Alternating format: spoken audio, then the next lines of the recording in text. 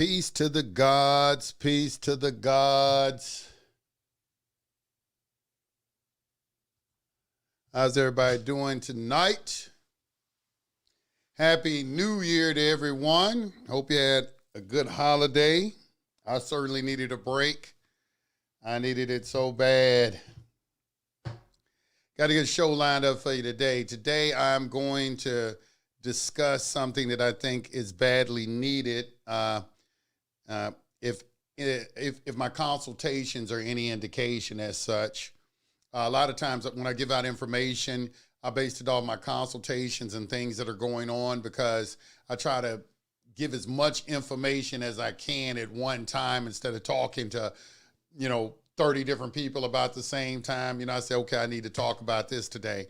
Today, we're going to talk about the letter of Rogatory, and we're going to get into a discussion about exactly the best process that I feel that you should utilize in a criminal case situation. I've been doing this for quite a while, and I first of all want to give props to all of the gurus who came before me who were major contributors to this space. I owe a debt of gratitude to all of you, people like Gene Keating, Winston Shroud, and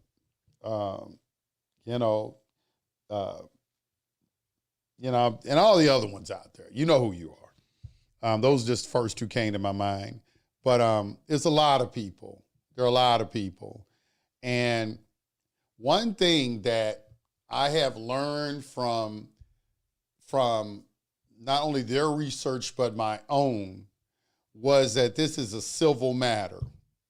That even though they say criminal and civil all the time, everything is actually civil. Everything is actually civil, which means it's about money. It's about money. And that shouldn't be a shock to anyone because everything on this planet is about money. The thing that I researched on my own that I found out was about the commercial nature of it. I don't listen to a lot of other gurus out there if they're not really talking about the commercial nature of the system. In my opinion, they're either not very well informed in this particular space or they're some sort of agent putting out rabbit trails to lead people away from the truth. Because the truth is very clear to see in a criminal case. I know in this space, the majority of people are concerned with their utility bills and shit like that. I didn't come into this space to help people with their utility bills, to discharge an electric bill, a gas bill, or try to help you fucking buy a car. I didn't come into this space for that. I didn't understand. This space wasn't even created for that. It became that. It became that. But originally it wasn't. It wasn't about all this discharge credit cards and how can I get a car using a number off the back of my social security card and is there some sort of secret treasury account I got all this fucking money in that I supposed to have access to. A lot of it which is just wrong information, bad information, but people are going to follow it because they don't know. And it makes you really understand in the Bible where it talks about the blind leading the blind. That's very true. And you don't know if you're blind because you hadn't taken the time to study something for yourself.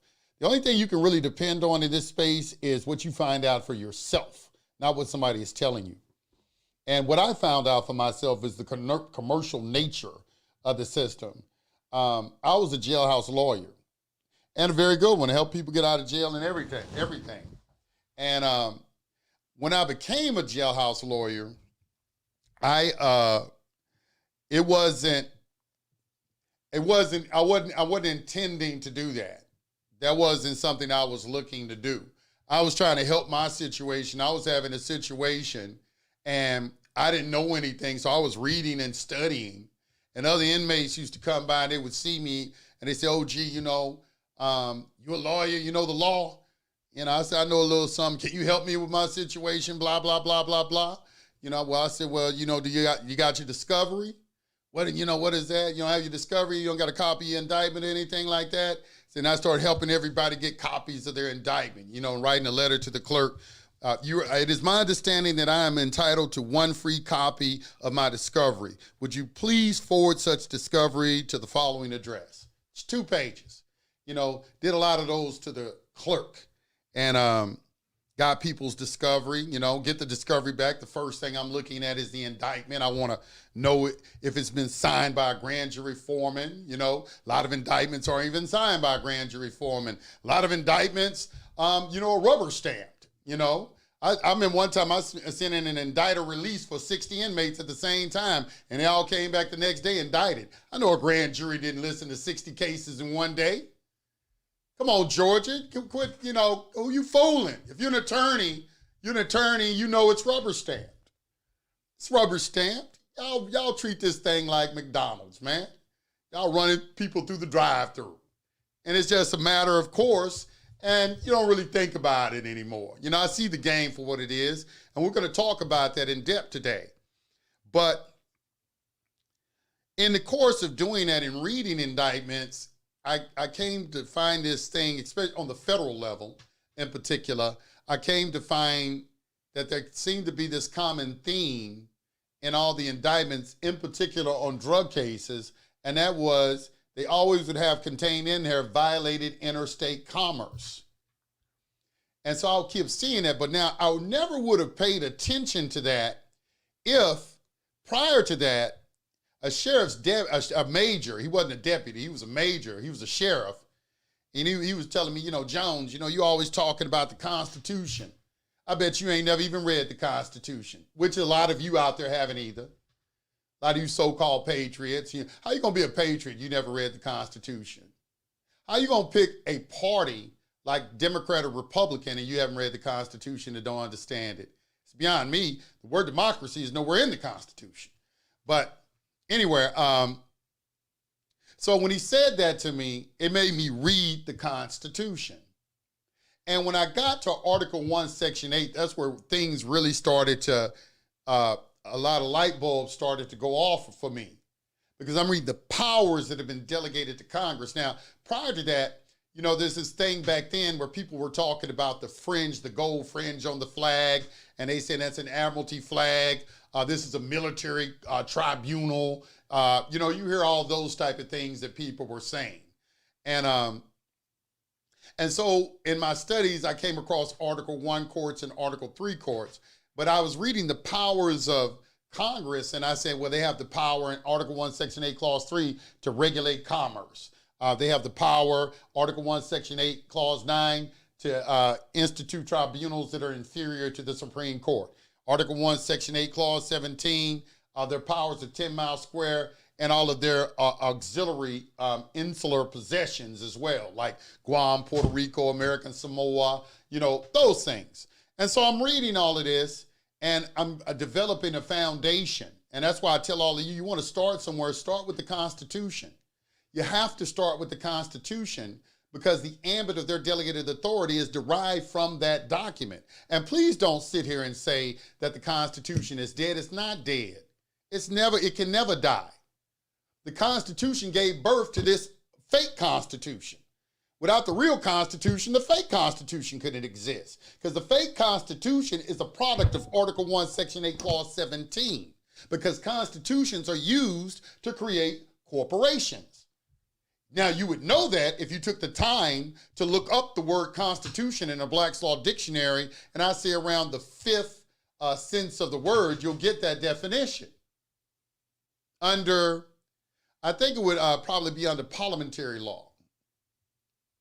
So when you start understanding these things, you start kind of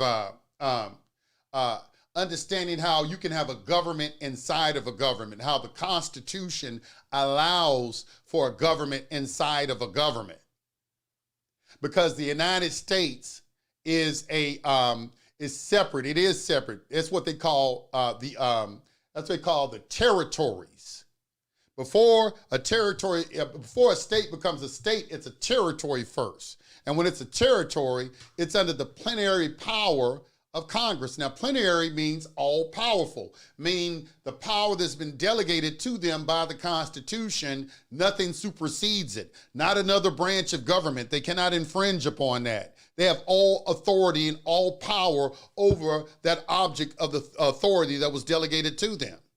You got to understand this so you can understand the concept of how a government can operate inside of a government, what you call the de jure government and the de facto government, which de facto doesn't mean unconstitutional.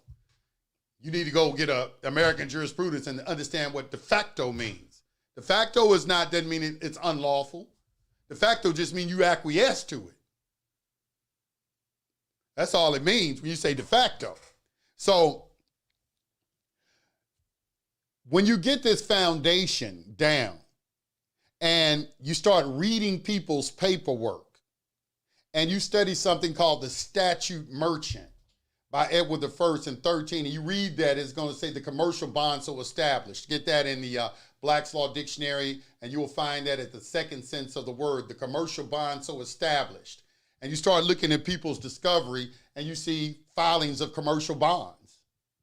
Like, damn, I just read that in Statute Merchant, and right here in this discovery, why are they filing a commercial bond on this criminal case?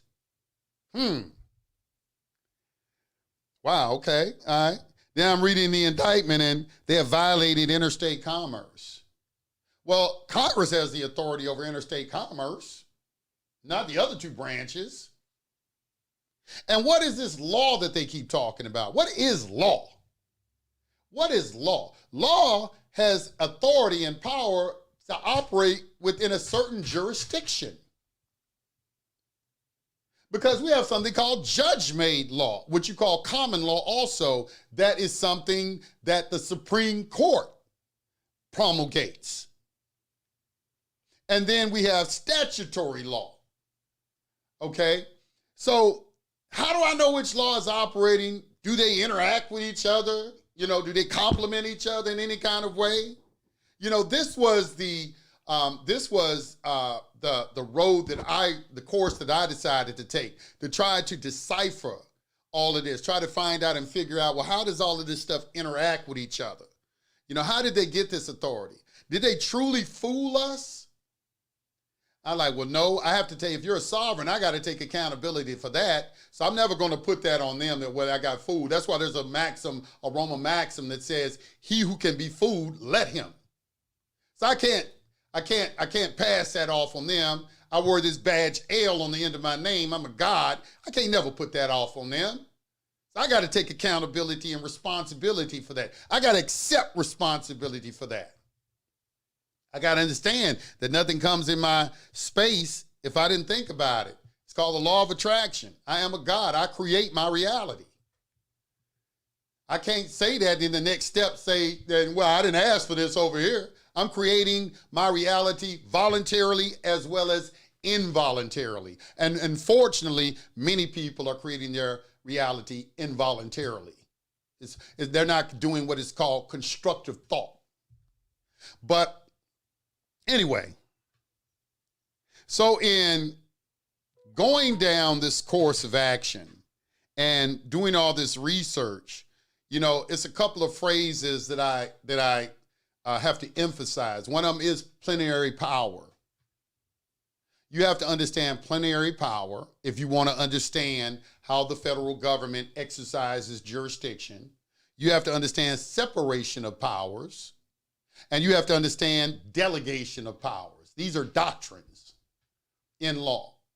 So you can stop all the foolishness, because I look at a lot of things that all this information that gets passed around over the internet, but nobody's learning fundamentals. This is fundamental shit I'm talking about. This is basic stuff first-year law students are probably going to have to learn first before they get into arguing cases. The structure of government. The outline of the law. You got to know that first, or nothing else makes sense. So once you get a good foundation, things make sense. Things make sense.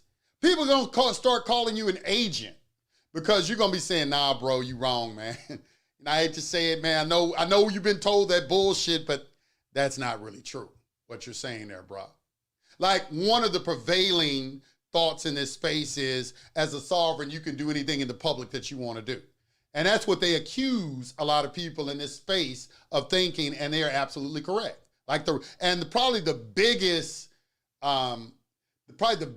group that does this is the right to travel group, which right to travel is correct, but it's some things we have to work out. It's some things you have to. It's just not as simple as I can jump behind a car that has a serial number on it and do whatever I want to do in it. It's not as simple as that. I can drive 90 miles an hour through a school zone when public safety is these people's number one priority. You know, it's things you have to contemplate and thinking about as a reasoning man or woman.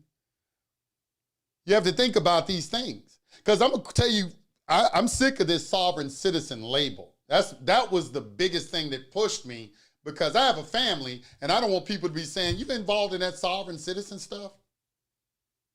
I'm like, nah, I started studying the law.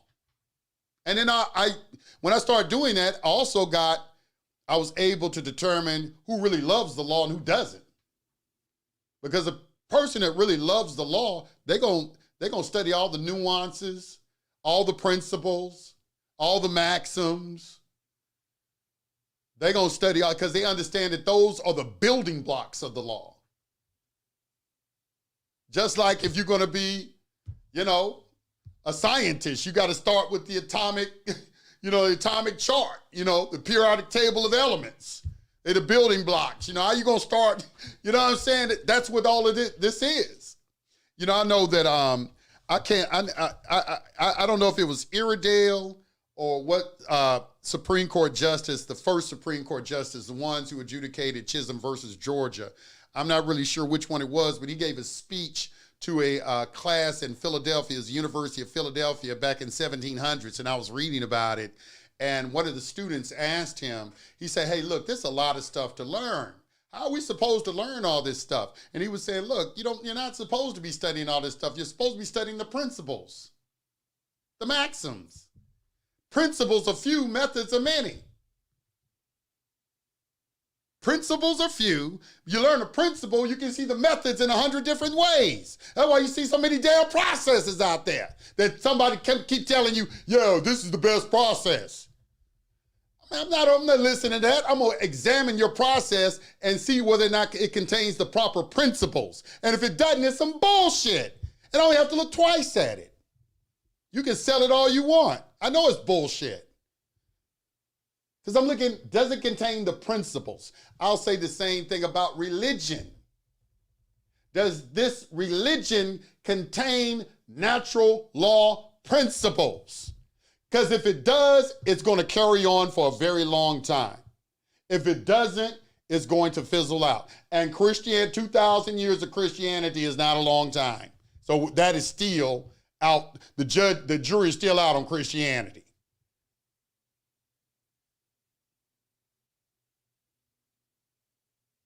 So principles, the principles, always remember that.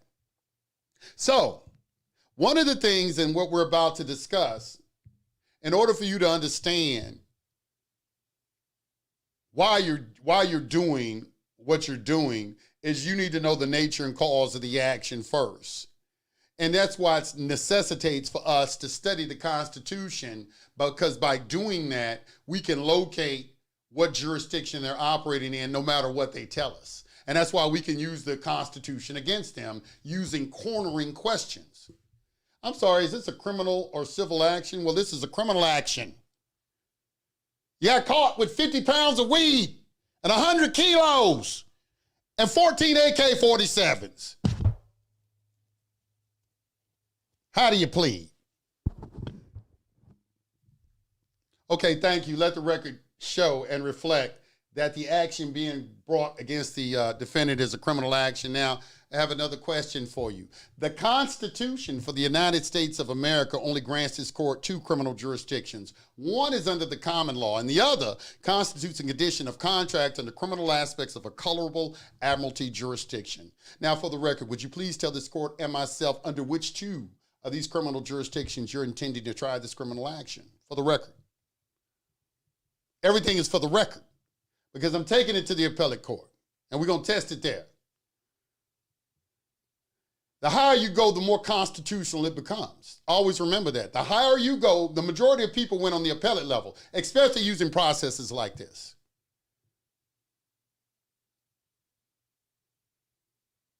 So, I have a right to know the nature and cause of the action. When I start asking them cornering questions, it's because I've read the Constitution and I know what jurisdictions are contained in it. Common law, equity, admiralty, maritime. They can't pull a new jurisdiction out of their ass and call it something like statutory jurisdiction. But they will attempt to do that because it's better than nothing. And what is the success rate? Hell, third-party debt collectors have a 75% success rate because 75% of the people never answer the Dunning letter. So, hey, worth a shot. So,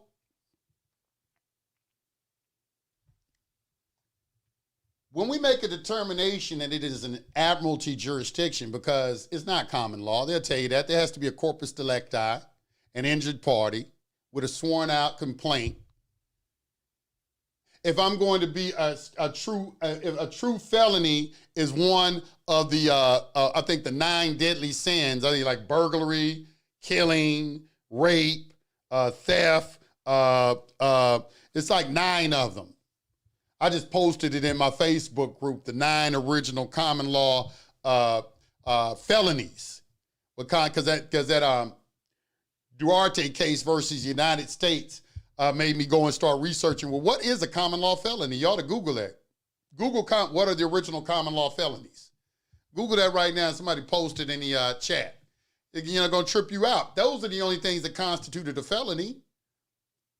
So are these things you're charging me with really felonies if there is no injured party? If I didn't violate one of God's laws, are you saying that you are above God?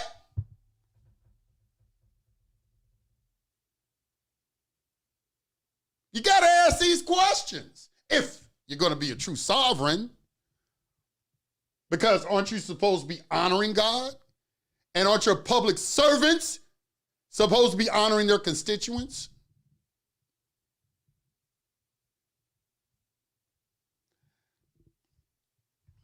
I mean, it's just something to think about. I don't know. I could be wrong. I could be wrong. Always make an allowance for being wrong. But I consider myself to be a reasoning man. I consider myself to be fairly well studied.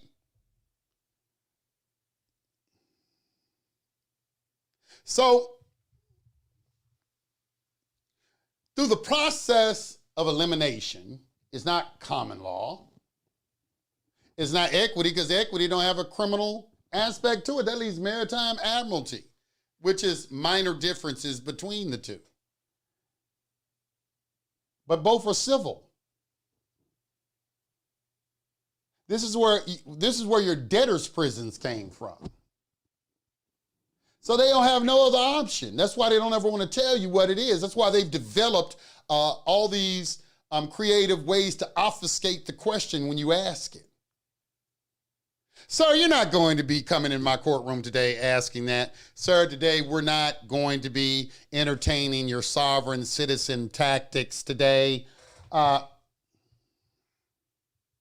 sorry, sir, what is it that you're talking about? I'm not understanding you. What do you mean? Admiralty jurisdiction. Admiralty is the law of the sea. I had a guard in the Fed after I came out of court. He's laughing at me. He's like, "You're crazy. Admiralty is the law of the sea." And I'm looking at him. I'm saying, "That is why you are a prison guard." I said, that's what I was thinking in my mind. I was looking at him. I said, "So you think that I can't look up admiralty and see that it's the law of the sea?"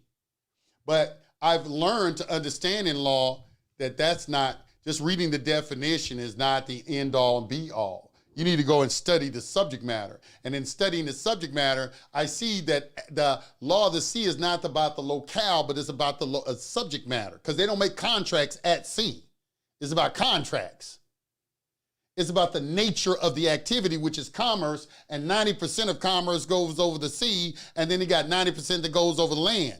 And when we had no money, what Congress is, they adopted this Admiralty jurisdiction, but they made it colorable because it was not directly delegated to them by the Constitution under Article 1, Section 8. So they're using it under their Article 1, Section 8, Clause 9 territorial jurisdiction, but they're not calling it Admiralty, they're calling it statutory jurisdiction. Because they can't, because Admiralty is supposed to be for Article 3. And Article 3 has appellate jurisdiction over Article 1, even though Article 1 doesn't have to give it to them, because separation of powers says they can't. But it's best that they do, because to ensure the integrity and the constitutionality of the entire government, it's best to let Article 3 look over their activities, because they are the interpreters of the Constitution. See, I learned all this by studying the subject matter. Now you can become conversant with it. No one can trick you. This is how citizens are supposed to be how I'm talking right now is how our sixth graders should be talking. But they removed all of that from public school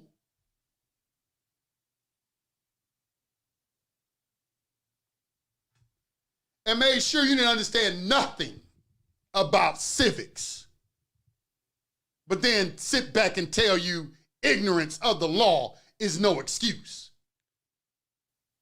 and work you like a slave 8 hours a day, 5 days a week. Hey, get out of here and close the law library on the weekend. Get the fuck out of here.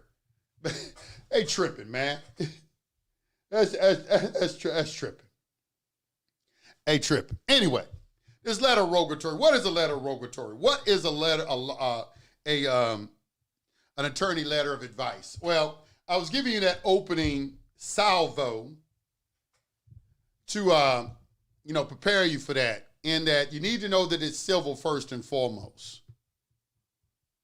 You need to understand what a traverse is as well. Very important word to understand. You traverse the charges once you plead guilty or not guilty. But you don't want to plead because you don't know what jurisdiction you're pleading into. You're not there to plead into a legislative jurisdiction. The legislative jurisdiction was conducive to only legal fiction entities, corporations, and they know this. That's why they put the name in all caps. That's what your straw man is. Your straw man is a juristic personality. It's a legal fiction. It's an ens legis. It's a nom de guerre, war name, nom de plume, whatever you want to call it.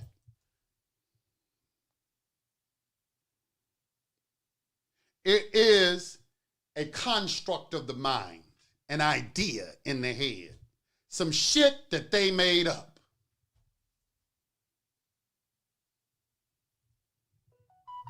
But very, very, it can be, it's definitely a very good utility, and it's effective. I don't fault their system. I think the system that they put together was very intelligently put together, but I just think that they need to start honoring the people who figure it out and stop trying to play people like they a fool, because all it does is it makes you look less intelligent than me. Have you ever seen somebody sit back and try to talk to you like you stupid? It's like, like, have you ever busted somebody? Like, try this one time, say like you catch your girlfriend or your boyfriend cheating, and you ain't never caught them cheating before. All right. So you got all the goods. You got the text messages, you got damn video, you know what I'm saying? You got everything, everything you need. But you kept your cool, and you're going to ask him about it. You're going to say, well, where were you on yesterday? I thought, were you at such and such when you said, yeah, blah, blah, blah. And you sitting there looking at him and everything, and you saying like, God damn, this how this motherfucker lie. Lie so damn good. Look at this shit. Motherfucker lying right in my face. Putting on a damn Oscar award performance. And you saying that, man, how many times did I fall for this shit? All this shit is going through your mind. That's how the government is. You have all the goods on them, and you're sitting there talking to them, and they're sitting there lying in your face like, you stupid.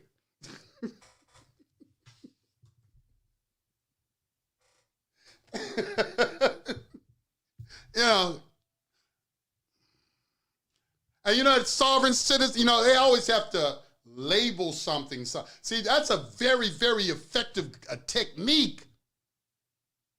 And you know it had to come out of Israel because that's what they good at, labeling shit. They put a label on something and then add a negative connotation to it. They took the word sovereign, which is what the American people are. You can find our elected officials on television calling us that every now and then modified it with sovereign citizen. And then put a negative connotation attached to it. So all I have to do is say sovereign citizen. Don't matter what you're saying, because nobody's going to try to evaluate what you're saying. Which, if you are an individual out there like that, that speaks to your intelligence. Because one of the things we learned in the order is, like the 7th lesson, you can get knowledge from a child. A 7-year-old child can teach you wisdom.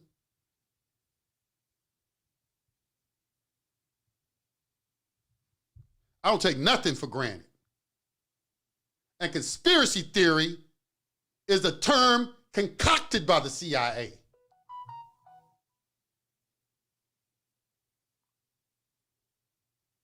And what's sad is we're discussing basic civics, really, what all Americans should know. But they know, most don't. So they're able to continue this performance. I mean, one time I was getting ready to go in court, and they had, I'm locked up. We chained up, but we're in the back getting ready to go into court. We in jumpsuits, and we getting ready to go in court. And there is this, and I've been studying this stuff, creditors and their bonds and things like this. And there is this guy, he's about to go in before me, and his attorney comes in to talk to him, and I'm listening to his attorney talk to him. Now we're going to go into court, and you're going to do, this is what you're going to say. You're going to say X, Y, and Z, blah, blah, blah. And, hey, Judge so-and-so is not in a real good mood today, and blah, blah, blah. And it's a damn, and I've heard the same script run over and over and over. The judge is not in a good mood today. Telling you what to say, coaching you on what to say, off record. Did anybody force you to accept this plea? Well, you're not going to say that, but back in the back, they just said if you don't accept it, you're going to go to trial and you're going to be facing 25 years. Well, if you take this, we'll give you 3 and 5 years probation. Or we give you 3 years and 15 years probation. What you want to do? There is no alternative C. Or is there? Let's see. Let's look at a letter of Rogatory real quick. Now, I got 2 of them that I want to show you.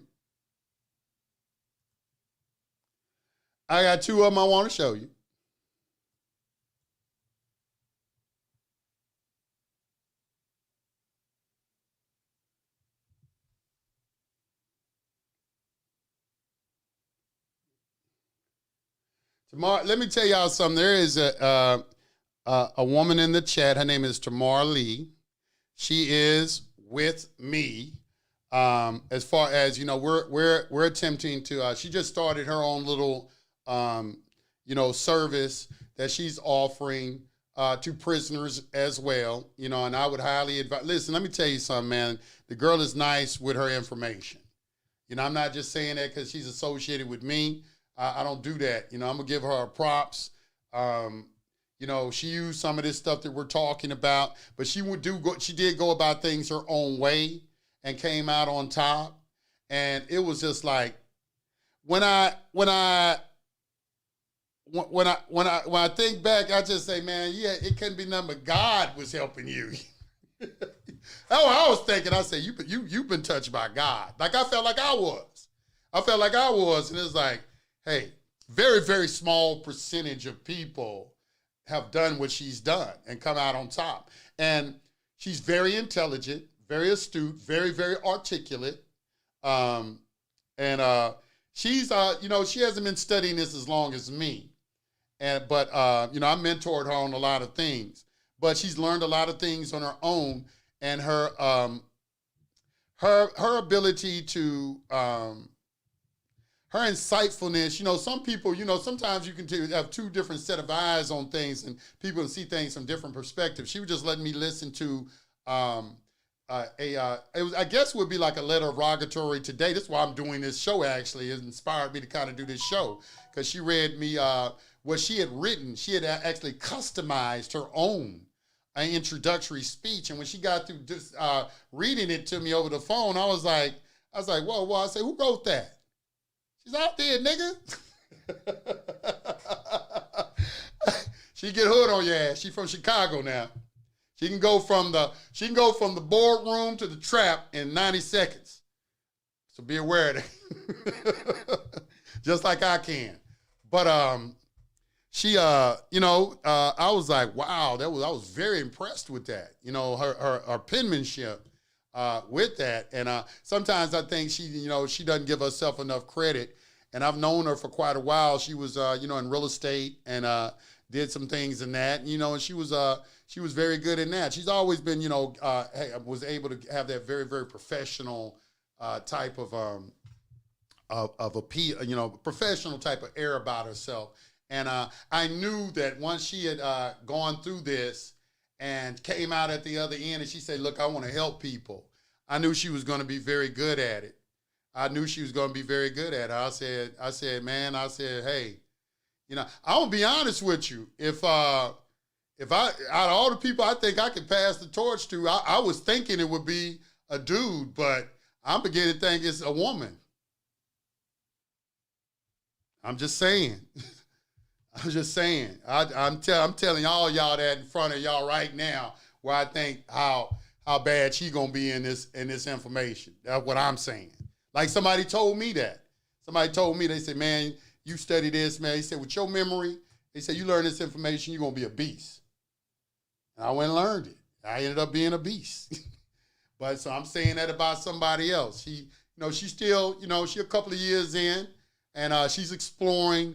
She does like a lot of you do. She listens to a lot of different people. She's in different forums. She can see the bullshit real quick. Like, what is he out here talking? It's some bullshit. Because there's experience. See, that's what I'm talking about. You went in the lion's den. Daniel in the lion's den. And your faith brought you out unscathed. Because there's a spiritual component to this.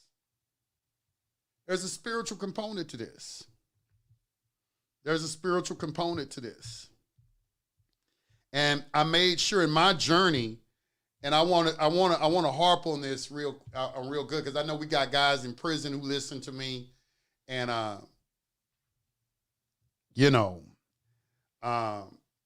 freckle face Sean. I know you got caught up in some major shit, my boy, but I know you know how to fast. You were a beast like fasting like me. You got to pull that fast out and you got to go to prayer. Because the remedy a lot of times that you're looking for is not where you think it might come from. You have to allow God to bring the right thing to you. And what's right for you may not be necessarily right for me. I know I used to go into court every time before I walked into that courtroom, I would speak to God and I would say, let me talk from your mind and not my own. I would always say that, let me talk from your mind and not my own. And what that means is I know that I'm about to go in here and engage in something where I got to think on my feet. I got to be swift. And those thoughts got to be like lightning fast, those responses on what to say. And, and I let go and just allow, faith that I'm going to say the right thing when I need to say it. I'm going to do the right thing when I need to do it. and that I don't need anything else, that everything I need, I ask God to give me everything I need, and it's been provided for me. Has there, in the Sirach chapter 2, it says, has there any been a time that you've called on me and I haven't answered? A lot of y'all are afraid to put God to the test. And to the test, I mean, is ask him for help. When the last time you prayed? Prayer is just not a Christian thing. When the last time you perform a salat? You still doing that 5 salats a day? Or you walking around now fronting and flexing, calling yourself a Muslim?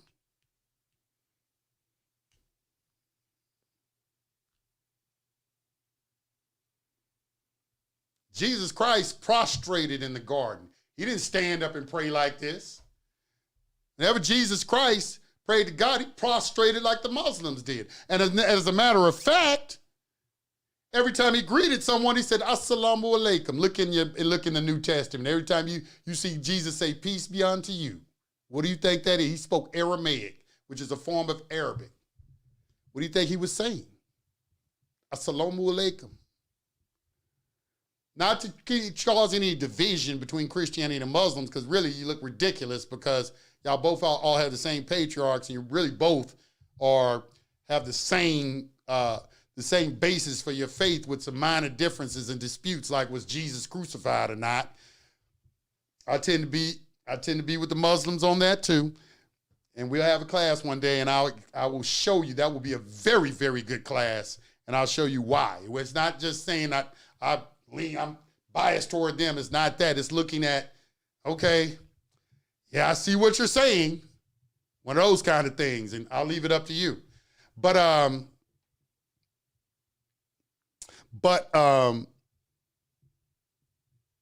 let's get into this.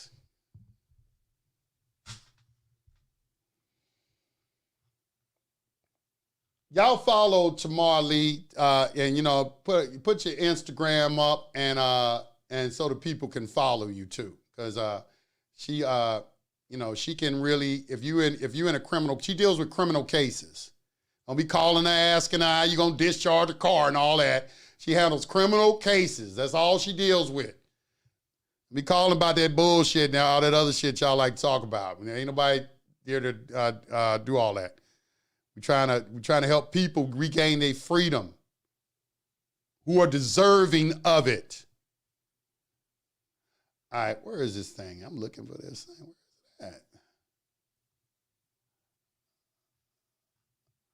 Hold on, where I put this thing? Oh, okay.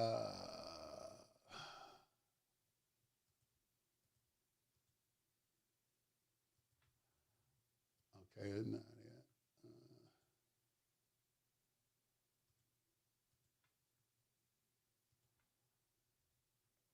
Hold on, okay, this is it right here. Okay. All right, let's get to it.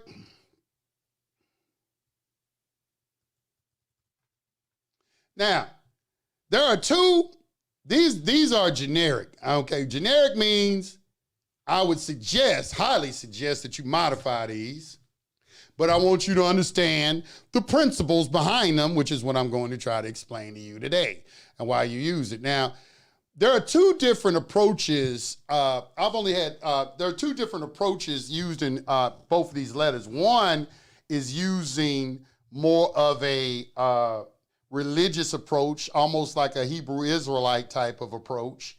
And another is using just a straight secular approach in the letter of Rogatory. I tend to favor the religious approach. I remember I had when I was doing my Blog Talk radio shows, my very, very, very first guest I ever had on Blog Talk radio was a Hebrew Israelite.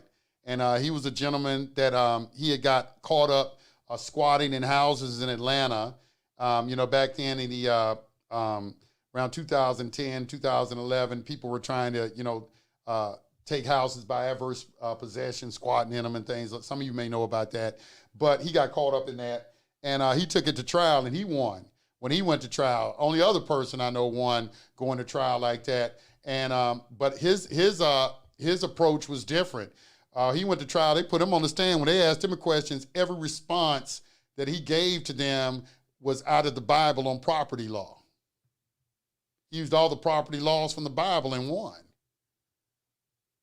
Man, I'm telling y'all the truth. I'm going to see if I can find the interview. It was my first one. I kind of downloaded a lot of stuff off Blog Talk. Blog Talk is, you know, they going out of business. But, man, I mean, that was a great interview. I never forgot it. I wish I could get in contact with that brother again because, you know, that was a great interview and what we were sitting there discussing because, you know, when I was in jail, I was having that same spiritual. They held him for 21 months in jail.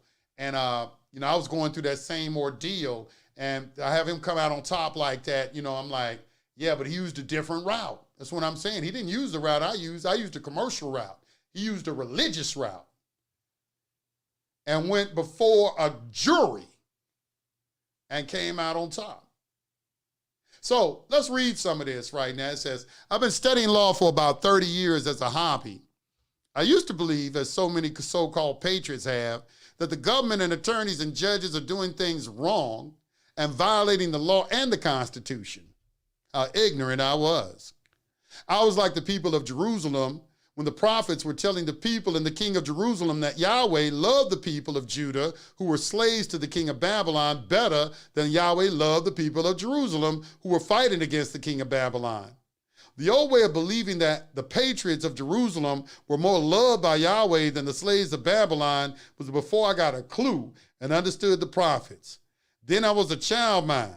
Now I believe that Yahweh in heaven is bringing my mind more in line as a man. Everything is backwards in the public sector because of the financial reorganization that has been ongoing since the beginning of America as a nation. The public world, this world, not the private world, the world, is operating just like the scripture states in 1 Corinthians 13, 9 through 12. It says, the reason is that we are losing the gifts of prophecy, speaking different languages and knowledge. This means that our ability to prophesy are not perfect.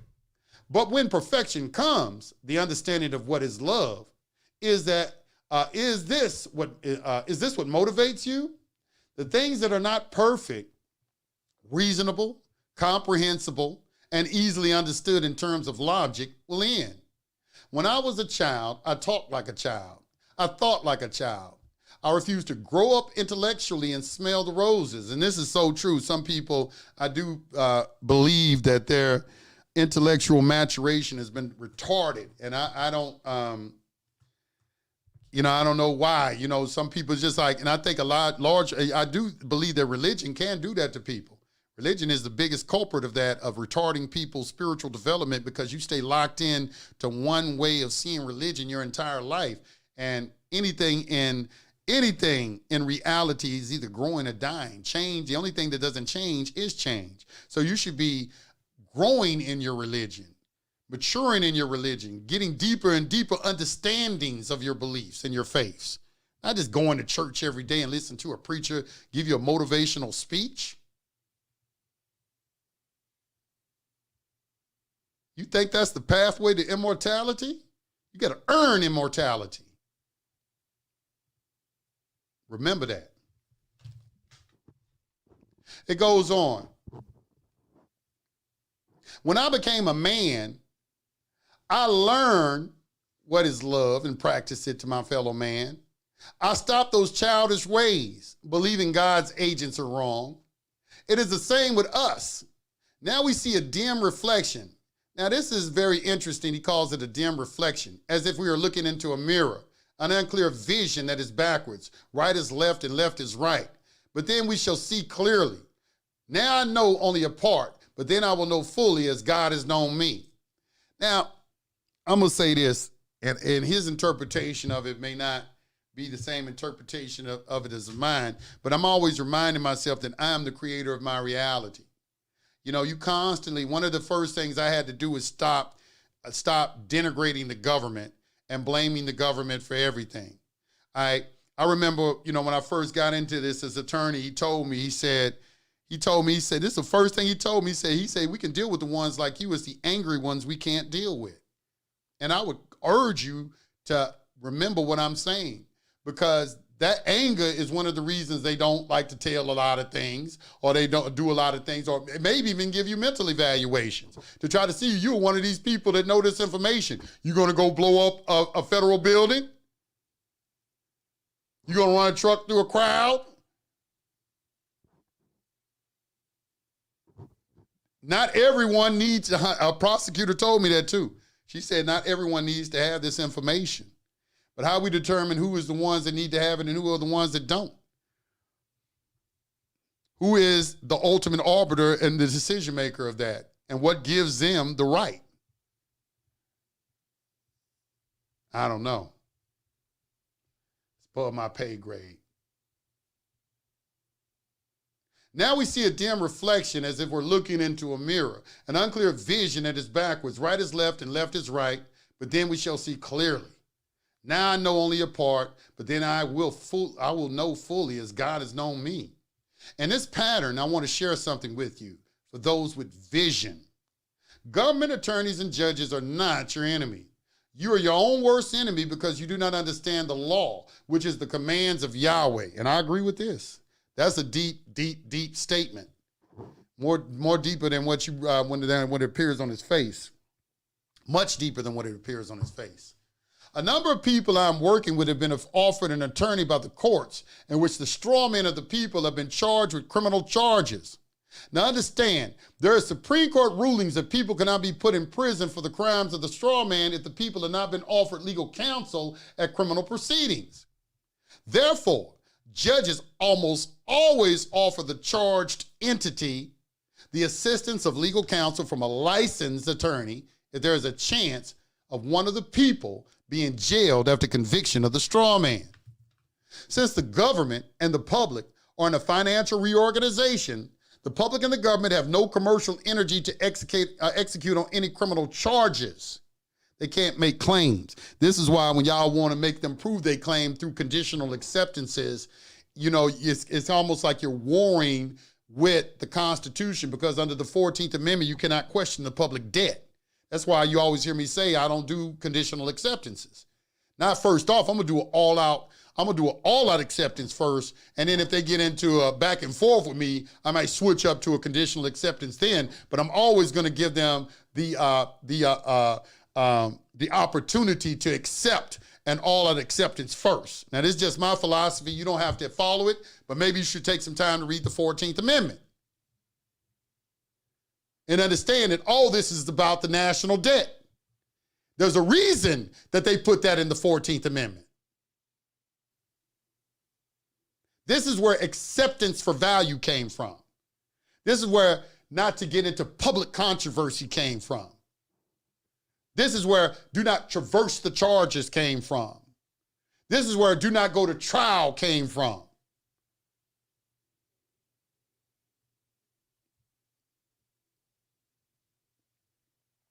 Since the government and the public are in a financial reorganization, the public and the government have no commercial energy to execute on any criminal charges. They can make no claim. However, they do have powers in Admiralty/maritime equity. These powers come from the consent of the governed. This means the people standing behind the charged straw man. This execution powers and equity come from the acts of contempt by people who do not give honor to the public and governmental proceedings. Everyone who goes to jail on sentence is there of his own permission, which comes from contempt or dishonor. Now, you're going to find that in Admiralty, all it discusses is contempt of court, which they don't use that word contempt. They use the word contumacy, or what is called contumacious conduct. But there is a judge, and I forgot his name. He said everybody in jail is there by their own free will. I'm gonna dig that up. That was a very, very powerful statement by that judge, and it was very, very kind of, it was cryptic in its meaning, in that you had to have some knowledge of this to really understand what he was saying. Because it can even go on a deeper level, because once again, you didn't get it. Only reason you're in trouble is because you brought it to you.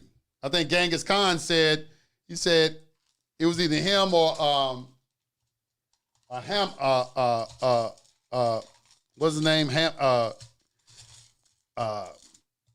What is it? I can't think of the dude's name. My mind went blank.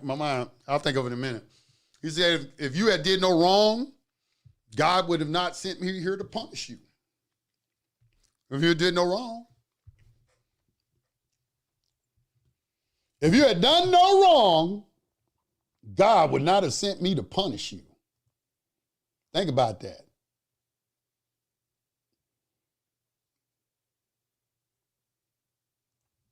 Let me pull this out.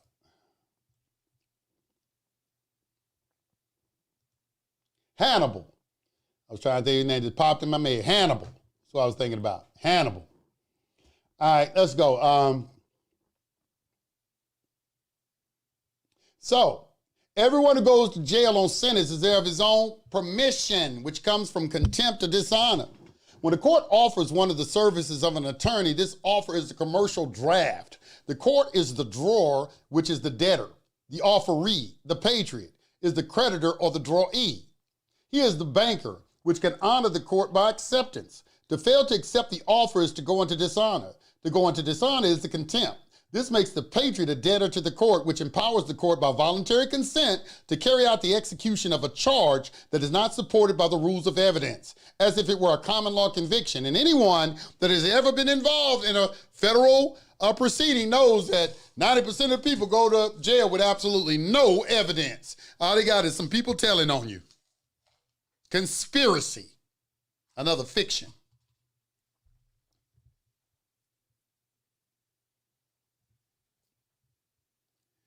George Bush, they tried to charge him with conspiracy, and he said there's no such thing as conspiracy.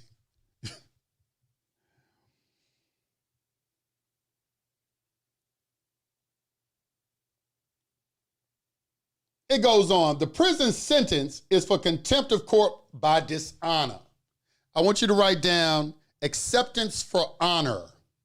I want you to write down the word acceptance for honor, and I want you to look it up. It's called acceptance for honor. The length of the sentence is the sentence for the crime, and the public and the government, under their disability of reorganization, would have the power of common law execution, which they do not accept that you give it to them by your dishonor. Because of the above process, many wise patriots who strawman are charged in the public courts now accept the offer of the public attorney or defender. This creates an honorable relationship between the people and the government, judges and attorneys. It also makes the patriot the creditor in the situation, if the patriot knows how to act as a creditor. And that's a thing. A lot of people don't know how to act as a creditor. That's a lot of your, I see a lot of your failings comes from the fact that when you hear this term creditor, you kind of intellectually know what the word means, but you don't know what it encompasses. One who has been offered an attorney must accept the offer by written contract. This is when you get the an attorney, when he takes on your case, he has to put in what is called a notice of entry of appearance. Now notices of entry of appearance can be done in various ways. It doesn't have to be done like that. Filing a motion constitutes a notice of entry of appearance, or any type of participation in court constitutes a notice of entry of appearance. And an entry of appearance means to subject yourself to the jurisdiction of the court. It doesn't mean you're in the courtroom. It means you've done some act or conduct that subjects you to the jurisdiction of the court, which is you got to be very cautious about answering questions in court, which is fundamental to this space. And I see so many people that do it. It's just fantastic. I don't know many people that'll do it. That's why you got to master the art of answering a question with a question. Because you're going to answering questions, that right there is indirectly you signaling to the court that you're under their jurisdiction. And you want to tell the judge they don't have jurisdiction over you.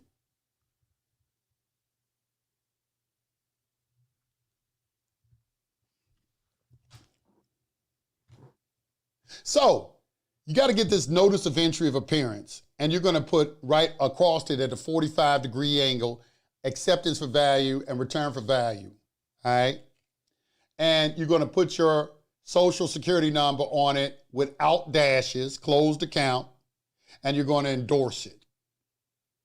Now, you don't have to use that method. There are a lot of different ways you can endorse something, but it's a banker's endorsement, a banker's acceptance, because we're in commerce, and that's what you're going to learn how to do a banker's acceptance. But because all these are commercial contracts. So you're going to perform a banker's acceptance on it and then refile it into the court. That notices the court that you've accepted their offer. When the court offers you a public defender, you never turn it down. Because one of the 4 rules is you have to stay in honor at all costs. It's about honor and dishonor. And a lot of you don't take that rule seriously enough because it's all about who goes into dishonor first. So you have to allow them to go into dishonor. You have to allow them to dishonor your request, and then you can fire him. So you don't get rid of a public defender. You accept the contract and you immediately give him some instructions. And we're going to talk about that in just a second. One who has been offered an attorney must accept the offer by written contract. The contract is nothing more than a copy of the written order with an acceptance for value in return for value written across it with the patriot's signature and the EIN or the exemption identification number written on it with the date. Yeah, dated too. Exemption identification number is simply your social security number without dashes. It means you're exempt from having to pay for anything. That's why they call it an exemption. That is the word we used back in the old school. Exemption ID. I'm exempt from having to pay for anything because I'm the source of everything. However, the dashes indicate an open account, and without dashes indicates a closed account. That's why when you read certain documents, they say I'm gonna use my closed account to set off this obligation. That's what they're talking about. It meaning that you've done some sort of status correction process, notified the government of your true status, notified them that you're not desirous of accepting their communist, socialist, Marxist program anymore called Social Security. I'm not going to be using this number anymore. Close it down. However, the definition of a closed account is one that is closed for debits and credits but remains open for adjustment and set off. I'm going to be setting off these open accounts with it, all these other open accounts. So I wanted to give you that because in your studies, you're going to be running across that. You're going to be running across documents. And you say, why is this telling me to write this without dashes? Some people write it with dashes. Some people just write anything on it. They don't know. They don't know if it needs to be with dashes or without dashes. It's without dashes if you're discharging something. It is with dashes if you are identifying the public straw man. This is how you communicate public and private. Dashes, public, closed, private. There are 2 sides to everything in creation. The principle of polarity, yin and the yang.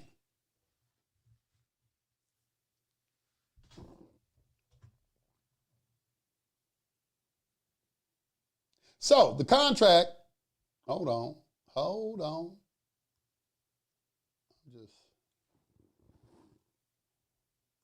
Let me do it like this.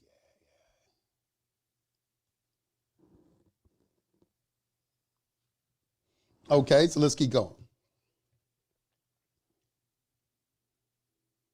I'm going to start back up here. Because of the above process, many wise patriots who strawmen are charged in the public courts now accept the offer of the public attorney or defender.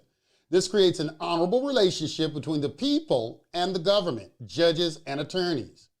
It also makes the patriot the creditor in the situation if the patriot knows how to act as a creditor. And also, let me say this: when you get rid of a public defender, now you don't have no bridge between you and the public and the government. That's your mouthpiece. He bringing back and forth messages. He also a spy. Don't believe in that attorney-client privilege bullshit. Because using any of these processes and you telling him about it, best believe he's running back and telling the district attorney everything you planning to do. Believe that. Because his first duty is to the what? The state, the court, then you.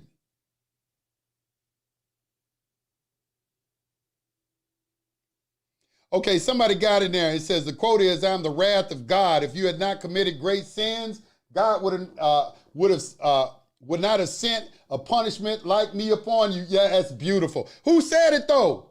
Who said it? Genghis Khan. Okay, didn't I say Genghis Khan? I thought I said Genghis Khan of Hannibal. It's attributed to Genghis Khan, the founder, the leader of the Mongol. Yeah, Genghis Khan. I couldn't remember I said Genghis Khan of Hannibal, didn't I? But that is a beautiful quote. That's a beautiful quote. Somebody says, any idea how long SSA takes to close an account? Here is something I got to address this. These people don't understand counts never close, man. The accounts existed before you even came and got it. How do you think you walk into the bank and they already have a checkbook ready for you? What do you mean, how long does it take to close? As soon as they get the notice. It closes when you stop using it. There is something that came out, I have to tell you. They said that when you try to close one of these accounts, they leave it open. They monitor you for 2 years to see if you're going to use it. It's closed for debits or credits and open for adjustment and set off. What does that tell you? Debits and credits means stop using it. And that's what they're going to tell you. They're going to see your letter, say, okay, stop using it. Because they're going to tell you what? Social Security is what? Voluntary.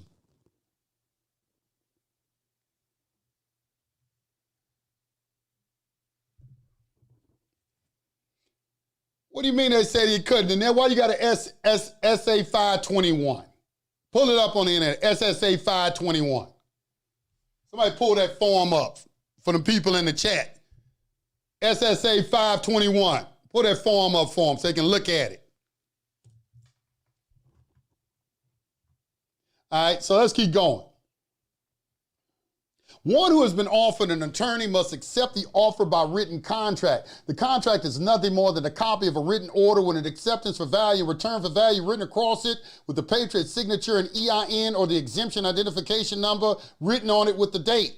The original signed and merged agreement is placed back in the clerk's file of the proceeding as evidence. There's now an agreement in fact, and it appears to the public side of the proceeding. In fact, because we're not operating off of presumptions now. It's in fact. First, there was a presumption that an agreement existed. When we put it in writing for a matter to be resolved, it must be expressed. There's no longer a presumption. It is now in fact. We want to rebut all presumptions.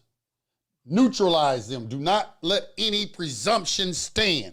Anything about status correction or anything engaging in any of this, that should be in the foremost back of your mind whenever you're doing any process or anything, is neutralize all presumptions.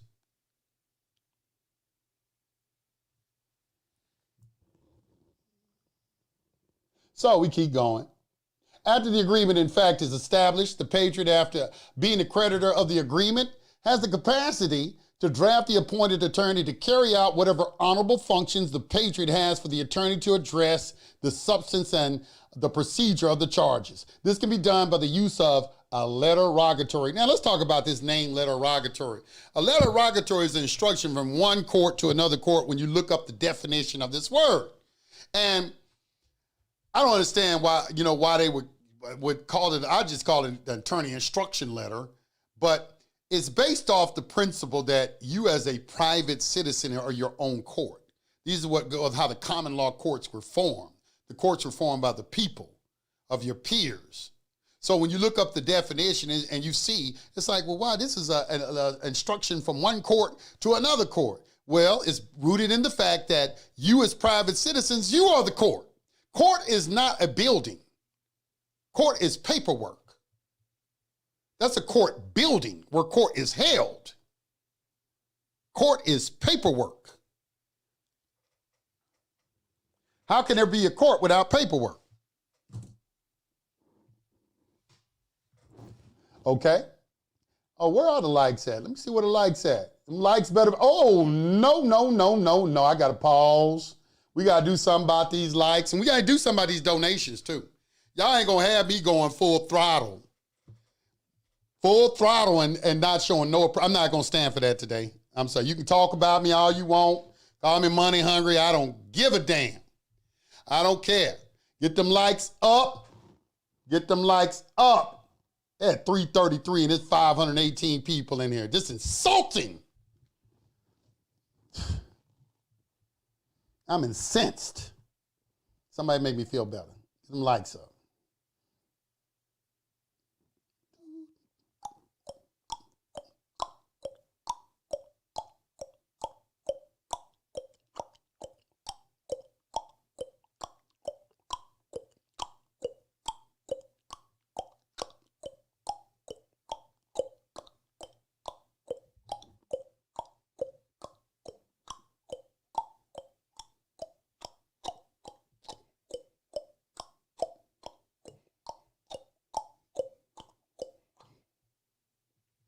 I got me tired. Y'all gotta help I don't know, these people got me shadow banned and all kind of things. Got me shadow banned, all kind of things. Get them likes up. Okay, all right, we at 400. I'll keep going. I'm gonna come back and look at them donations in a minute. All right. So what is a letter of rogatory? So I want you to write down this word and look it up. Don't believe nothing I'm saying. Don't believe nothing I'm saying. You have to confirm things in your own mind. I appreciate the donations, Ed Black. Appreciate the 9 to the 9th power of 9, bro. Tomes 374. Appreciate the 10 bones. Shannon Burgess, always on time. Yes, I recognize you all the time, Miss Burgess. I appreciate that $5. Thank you so much. I appreciate you, sister. Appreciate you. DJ Classics, 5 bones. Appreciate you, brah. Appreciate that. Appreciate that. All right, so a letter of rogatory. Look the word up so you have it in as a part of your vocabulary and you can understand. That's why I gave you the background of it, because you'll go and look the word up and like, what are they talking about? So you need to understand that you, the people, as private American citizens, you got to go back to the common law courts and how jury trials were actually really conducted under the common law and all that, under God's law. We are our own court. We are the people. This is a country for the people and by the people. We the sovereigns. Make our own court if we want to. These people got, our public servants they out of pocket. They way out of pocket. But the only reason they got way out of pocket because the citizenry is so ignorant. Havoc, Big Bowler. I like that name too, Havoc. You remember Havoc was Scott's brother, you know, Cyclops and X-Men. I used to like Havoc. He did not get enough airtime in Marvel Comics to me because he had a cold name, and both of them, him and his brother, they were cold. But they should have gave Havoc more airtime than what they did because he was a beast. Anyway, it says, a letter rogatory is a private letter from the clerk or official of one court to the clerk or official of another court. Its purpose is to direct the second court to take evidence or testimony to resolve some issue between the two jurisdictions. And like I said previously, we know that these are two different jurisdictions. You are foreign to their jurisdiction because they're operating out of what? A territorial jurisdiction. It is not a part of the republic. But what they did, they gave you, they're operating in Costco, but they gave you a Costco card. I appreciate MHFLA, 9 to the 9th power of 9. Appreciate that, bro.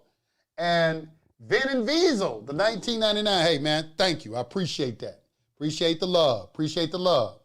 But anyway, so you know you're foreign to them and their interests. They're coming out of Washington, D.C. Thank you, Kim Murray. Appreciate you, Carrie Lampkin.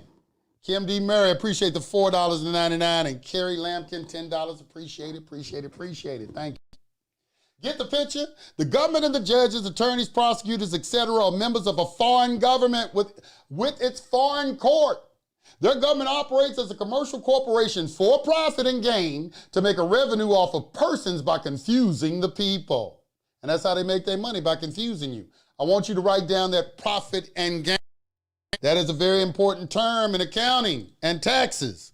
Profit and gain. Just spoke to my CPA today. I like my CPA. Everybody have a business, you need a CPA. It is not the government established under the so-called authority of the people.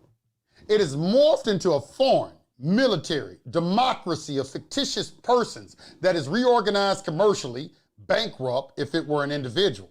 As such, the officials in the courts of this foreign government are basically like military officials operating a private civilian front organization to conceal its true nature.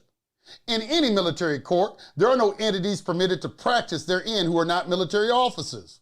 The judges, prosecutors, attorneys, and other persons in the court, all elected or appointed officials of that quasi-military organization and officers of that foreign court. If you are not an officer, you practice in that foreign court. Why do you as a patriot want to go in there and help officiate in that foreign court? You have no standing. If you do go in there, you have given jurisdiction by impersonating a military official of that foreign tribunal, and you are not in Kansas anymore, Dorothy. I don't know about that. You know, I don't know if I agree with all of that, but you can make an appearance special or general. Just don't make a general appearance. Appreciate the BBR cash sheet, the 9 to the 959. Y'all understand that 9 is the highest number. There's no number higher than 9. There's no number higher than 9. Let that marinate. 9 always comes back to 9. Let that marinate.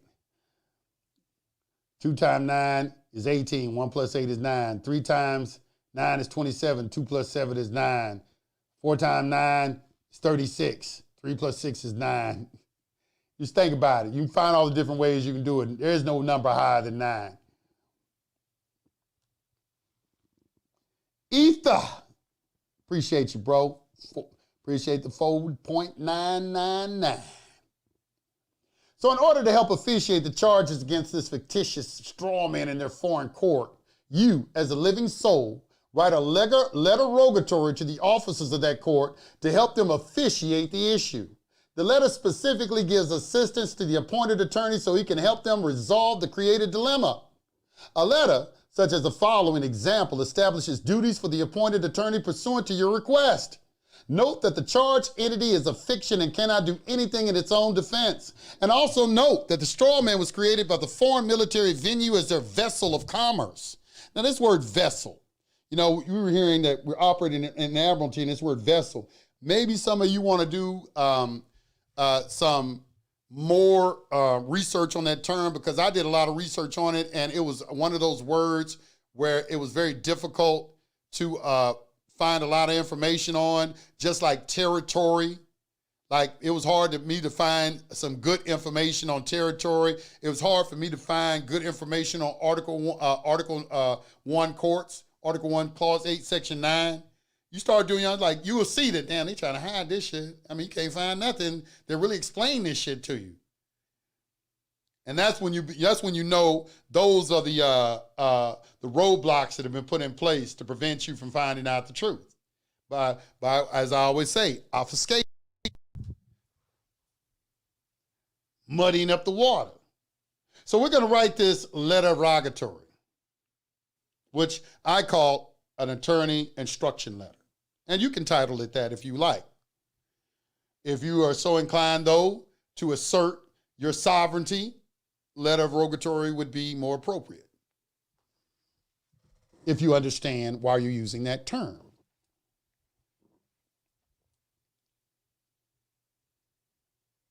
So let me start over again. So in order to help officiate the charges against the fictitious straw man in their foreign court, you, as a living soul, write a letter rogatory to the officers of that court to help them officiate the issue.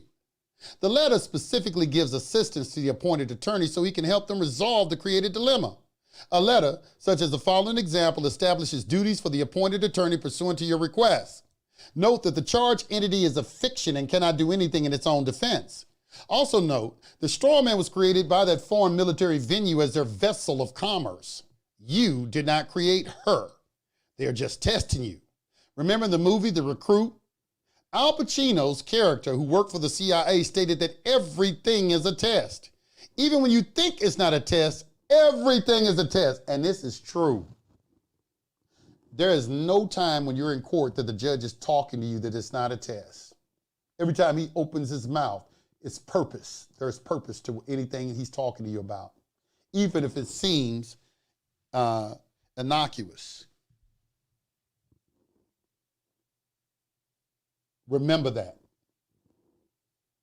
If you screw up, you are in dishonor and failed the test and go straight to execution or punishment for dishonor. They take you straight from the civil into the criminal and start executing on the judgment.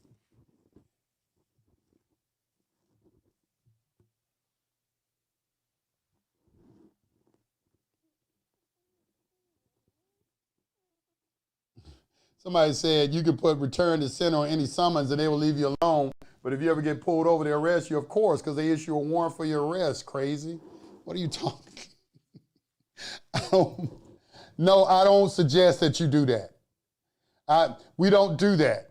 We don't just ignore things. That's a dishonor. I'm not in that crew. I'm not a part of that crew. This commerce, you the creditor. That's not acting like a creditor. It's not acting like a creditor.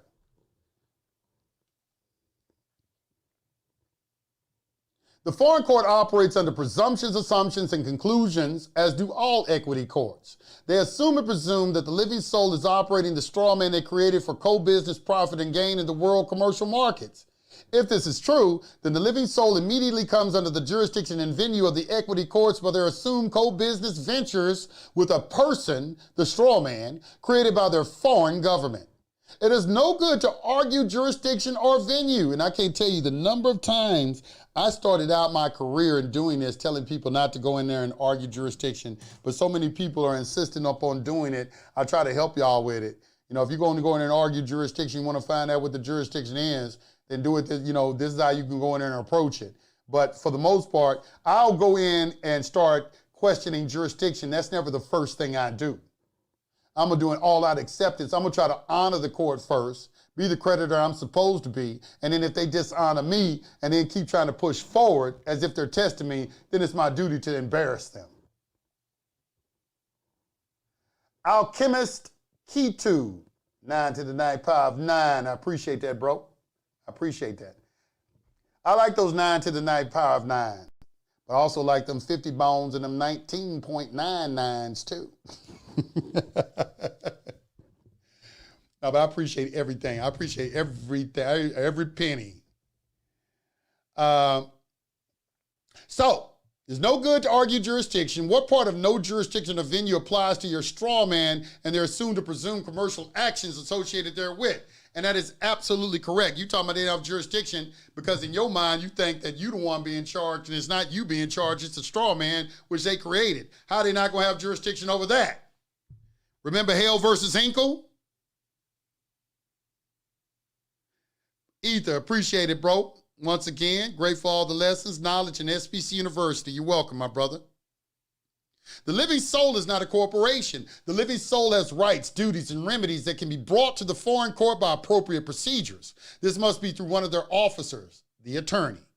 If you accept his appointment for value and establish the agreement in fact in the court of record, then a letter rogatory is the way to draft this officer to make the appropriate evidence and procedures visible to the foreign court so that the charges can be accepted to discharge for closure and settlement. All right, so let's get to this letter. I know y'all burning saying, what is the letter? I want to see what this letter say. I know the attorney's sitting back salivating right now. Yeah, what is it? Let me see the letter. The attorney's going to be, I'm not doing that bullshit. Ain't no way I'm doing that. You know, they're going to come into the court. Your Honor, he's asking me to do something that I just feel that is outside the scope of my job description. And I'm moving the court to, take me off of Mr. L's case and appoint me as standby counsel. Because that's what they're going to do. They're going to appoint him as standby counsel. There's no thing higher than the Most High, not even numbers, which are fictions. Lies only exist in the mind of a fool, not in the real world. I mean, what are you trying to say? Is you trying to say that I'm trying to say the number 9 is higher than God? I didn't see the point of that statement. I'm trying to figure that out. I don't understand what you're saying. You're saying numbers are fictions. The creator of the boundless universe speaks in the language of mathematics. Why do you think the book of Revelation is full of it? Everything in creation is mathematics. Everything in creation is mathematics. I'm sure you understand the flower of life pattern. Come on now. That wasn't a very wise statement to make. Come on. You got to rethink what you just said. It sounds, okay. Let's get into this letter of Rogatory. Okay, so what is this regarding? Acceptance of appointment of counsel and request for service and case number. You're going to put your case number, the court name on here.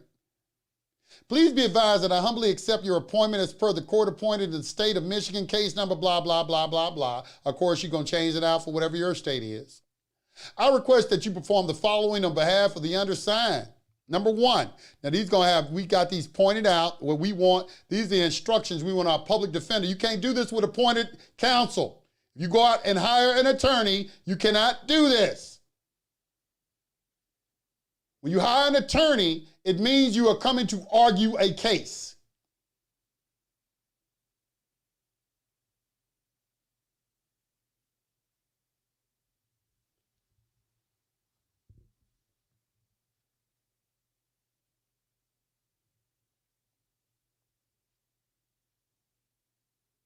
Okay, so what are we going to tell our attorney to do? Do not argue any facts on the public side of the above matter on behalf of the undersigned. The well-pled facts are all true therein and not disputed. To dispute the facts takes away my ability to dispute the substance of the presumptions in fact. Now, obviously, why we don't want, in law, you have facts and law. We can't go to the law till we find out what the facts are. Okay, what are the facts? We don't know how to apply the law till we know what the facts are. So, there's either going to be an agreement of the facts or there's going to be a disagreement of the facts. Now, for all you religiously inclined people out there, in the book of Matthew, verse 5:25, Jesus tells you, agree with your adversary while you're on the way to court. Lest your adversary hand you over to the judge hand you over to the bailiff, and the bailiff casts you into prison. I tell you, you will not come out until you pay the very last penny. That's what farthing means, penny, or a percentage of a penny. However, so what does this mean, Yusuf? What are you saying? What I'm saying is, you know how the prosecutor, when he comes to you and he offers you a deal, that's what he's trying to do. He's trying to reach an agreement of fact with you before you go into court. He's offering you a deal, and you need to offer him one back. I'm going to give you a counter offer, sir. I'm going to accept these charges for value and consideration in exchange for full set-off and adjustment of all the charges. I'm going to hold you completely, hold you harmless of anything. I'm going to give you authorization to use my exemption to discharge these charges and release the order of the court to me immediately. Now, if you get pushback, the pushback comes from they not really sure if you know what you're doing. The pushback is going to come from, motherfucker, I was on Yusuf Ale Live. I saw that bullshit. That's not going to work with us. Or, yeah, it was true, but do you know it's true?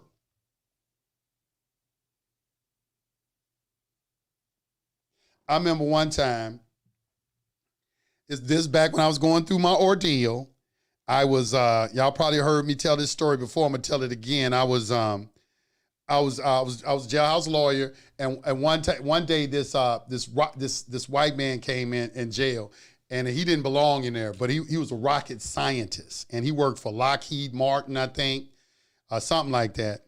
But he was a rocket scientist, and I'm like, what is you doing in here? And he got caught sniffing coke on his break, and that's one that y'all better understand him. Everybody do drugs on every level, all right? Everybody do drugs on every level. I haven't seen no level nobody don't do drugs on, all right? So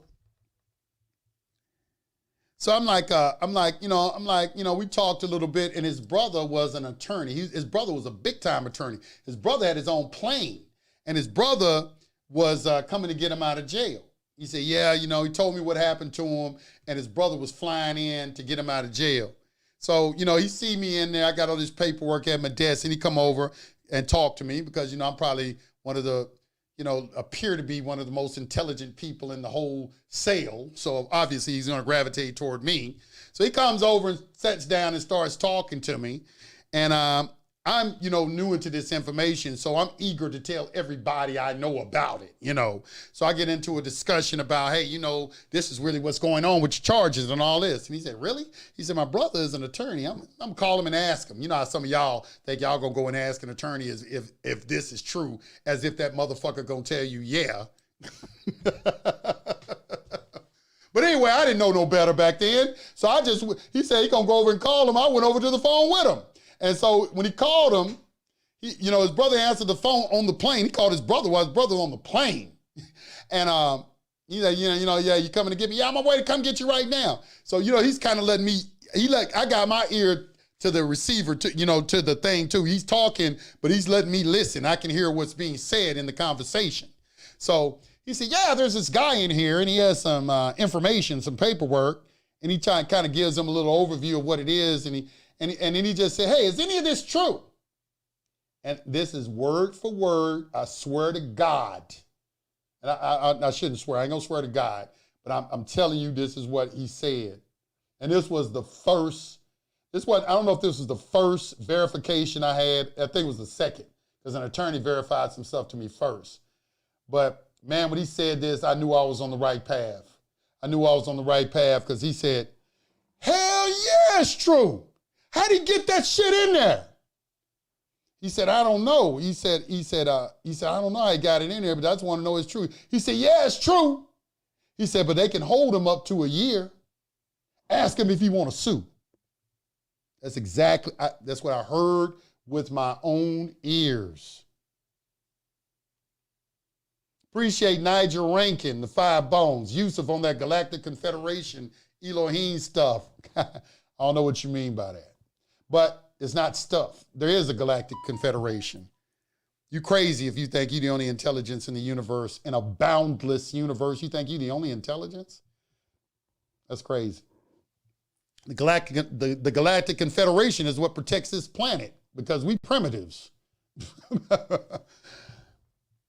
All right, so let's see, it says, do not argue any facts on the public side of the above matter on behalf of the undersigned. The well-pled facts are all true therein and not disputed. To dispute the facts takes away my ability to dispute the substance of the presumption in fact. Number 2, represent the undersigned only on the private side of the matter as per my directions herein and any subsequent directions. Do you see why I'm always trying to get you to become very sharp with an understanding of what's public and what's private? Because all these documents and everything in law uses those terms.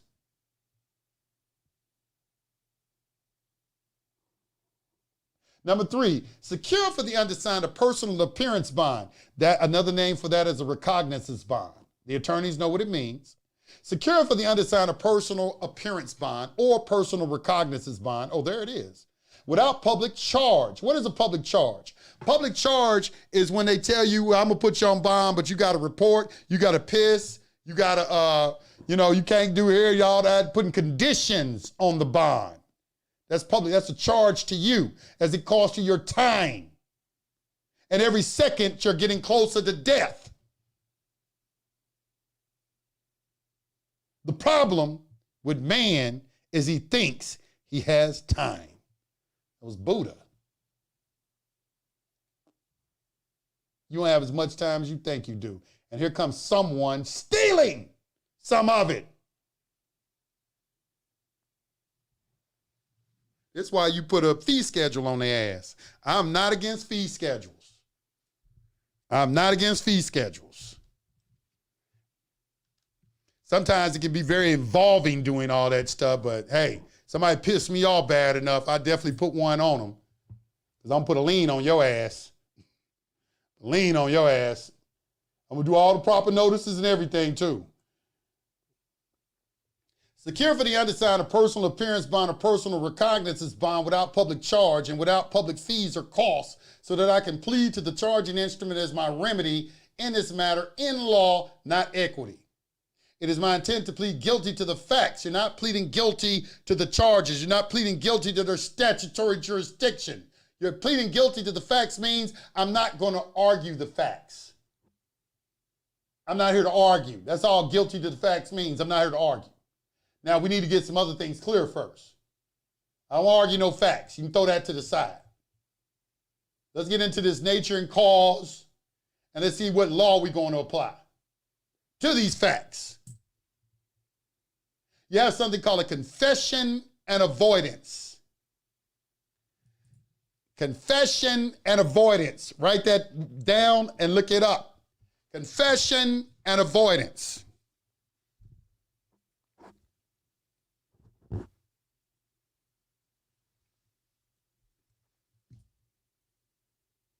It is my intent to plead guilty to the facts in the charging instrument and not to convert any of the well-pled facts therein, which are all true. In return, I request that this court discharge the appearance bond to the undersigned at the termination and closure and settlement of this matter. I also request that any and all public or private costs, fees, charges, and restitution that might come out of this court as any orders in this matter be discharged by exchange of my exemption for settlement and closure, which I hereby authorize under exemption number blah, blah, blah. I request that any and all charging instruments, that's indictments, a charging instrument is an indictment, information. Well, in Georgia, I know we got indictments, you got information and an accusation. I don't even know if accusations are constitutional. They claim they are. I don't know about that. I think that needs to be challenged in Georgia. I requested any, because being a jailhouse lawyer, I saw a lot of them. A lot of indictments look just like an indictment, but you got to look at the top and it don't say indictment. It says accusation. Putting that out there. I request that any and all charging instruments in this matter affecting the undersigned be accepted by you under your signature for and in behalf of the undersigned and returned to this court for settlement and closure forthwith. If my signature is required on the acceptance, I request that these instruments be delivered to me forthwith for my signature. I request that you direct that these signed and noted instruments be filed on the public side of the court's record. Now, you got something called the original matrix. Matrix. Write that down. That's a legal term. That's the original indictment, not the copy that they give you. If you ever get an opportunity to have that in your hand, you immediately do a banker's acceptance on it. And you request for it to be presented to you. I request that the Honorable Judge direct the prosecutor to provide the matrix of the charging instrument for me for my personal inspection.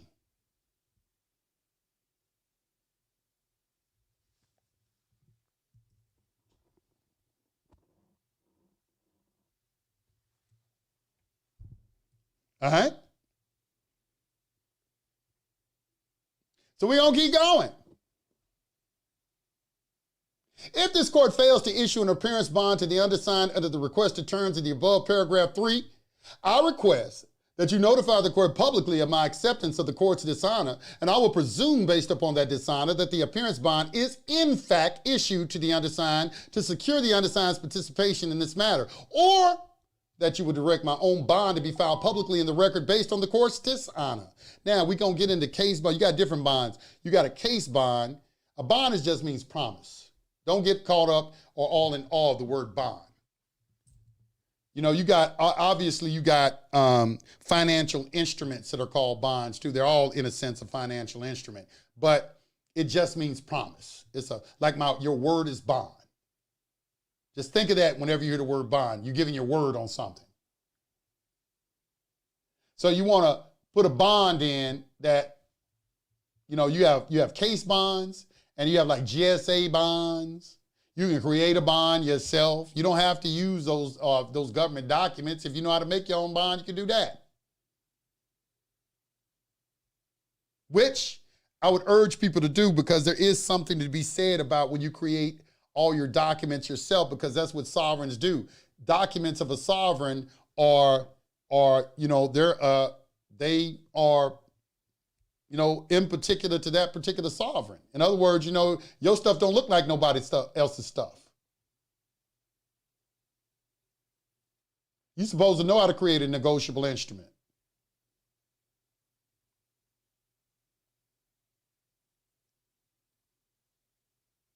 I'm not doing this for people to cookie cutter this and everybody do these processes. I'm doing this so you can understand this and learn how to put things in your own word.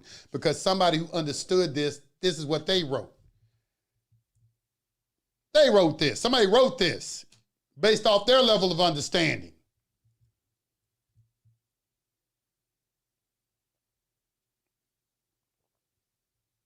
Appreciate peace and faith. That 199. I appreciate you, brother. Thank you so much. Appreciate that.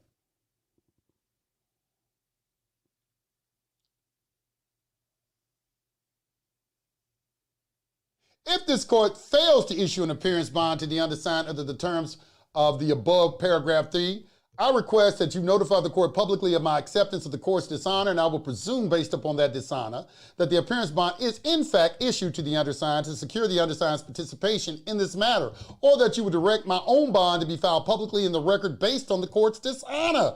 Notice we have the words honor and dishonor going back and forth. I request that you ask the judge in this matter in open court if he has a sworn oath of office. And if he answers in the affirmative, I further request that you ask the judge in this matter to publicly take judicial notice of the oath of office of the judge in this matter to provide me a remedy at law. Now, this is based on the fact that you're establishing a contract with the judge. Because they're operating off of a presumption. They don't know that you haven't waived your rights under the Republican form of government. All they know is every time you fill out a damn application, you check U.S. citizen. You let them know you're a 14th Amendment citizen.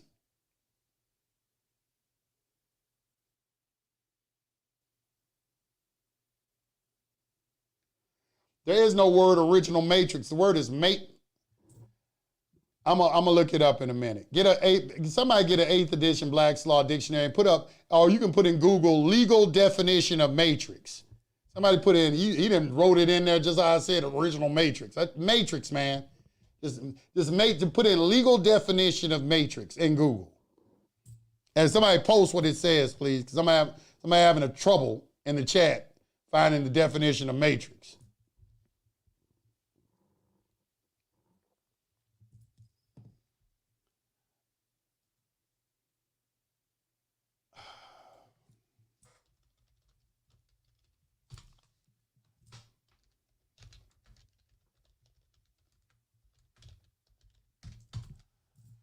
In civil law, a matrix is the original legal document for which all copies are made.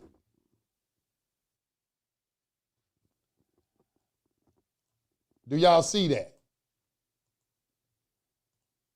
In civil law, a matrix is the original legal document from which all copies are made.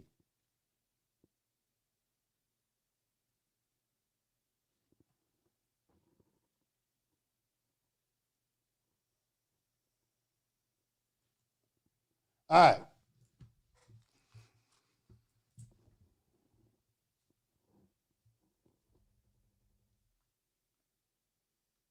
Number 10, attached hereto is an affidavit of negative averment executed by the undersigned. I request that you forthwith cause the original affidavit to be filed into the court on the public side of the record with the acceptances for value and returns for value discussed in paragraph 7, so that the court will have the benefit of the old common law pleading of confession and avoidance. There it is. Did you write that down? Confession and avoidance? That's what acceptance for value is in commerce.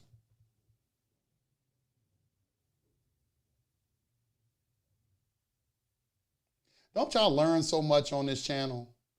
Wow, I didn't know matrix meant that. That's a legal term called matrix? Yes. Yes.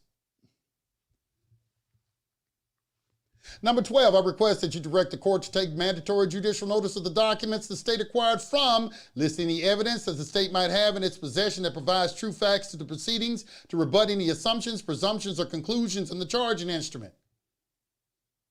I do not expect that your kind services be provided without consideration, Please provide me with an invoice so that I may accept and return said invoice for value and direct that, that the exemption of the straw man be used as consideration in exchange for these services.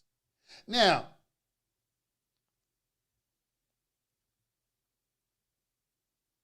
I'm going to say this. There is a reason that they don't like to take discharge negotiable instruments. It's not because they're not worth anything. It's because they're just inconvenient for them to monetize. Remember that. You're not here for their convenience. All banking institutions know how to monetize a negotiable instrument, and these courts are financial institutions.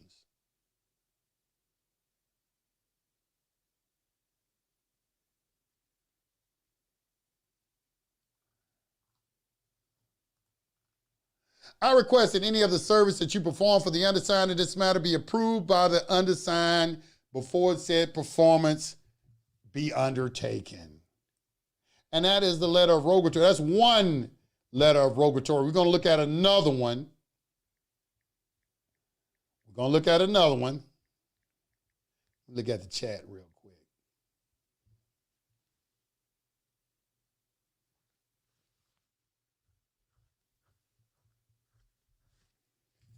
Nigel Rankin, I appreciate it. I agree. The letter of rogatory, the Galactic Confederation, letter of law and spirit of the law, of all real. Okay. All right.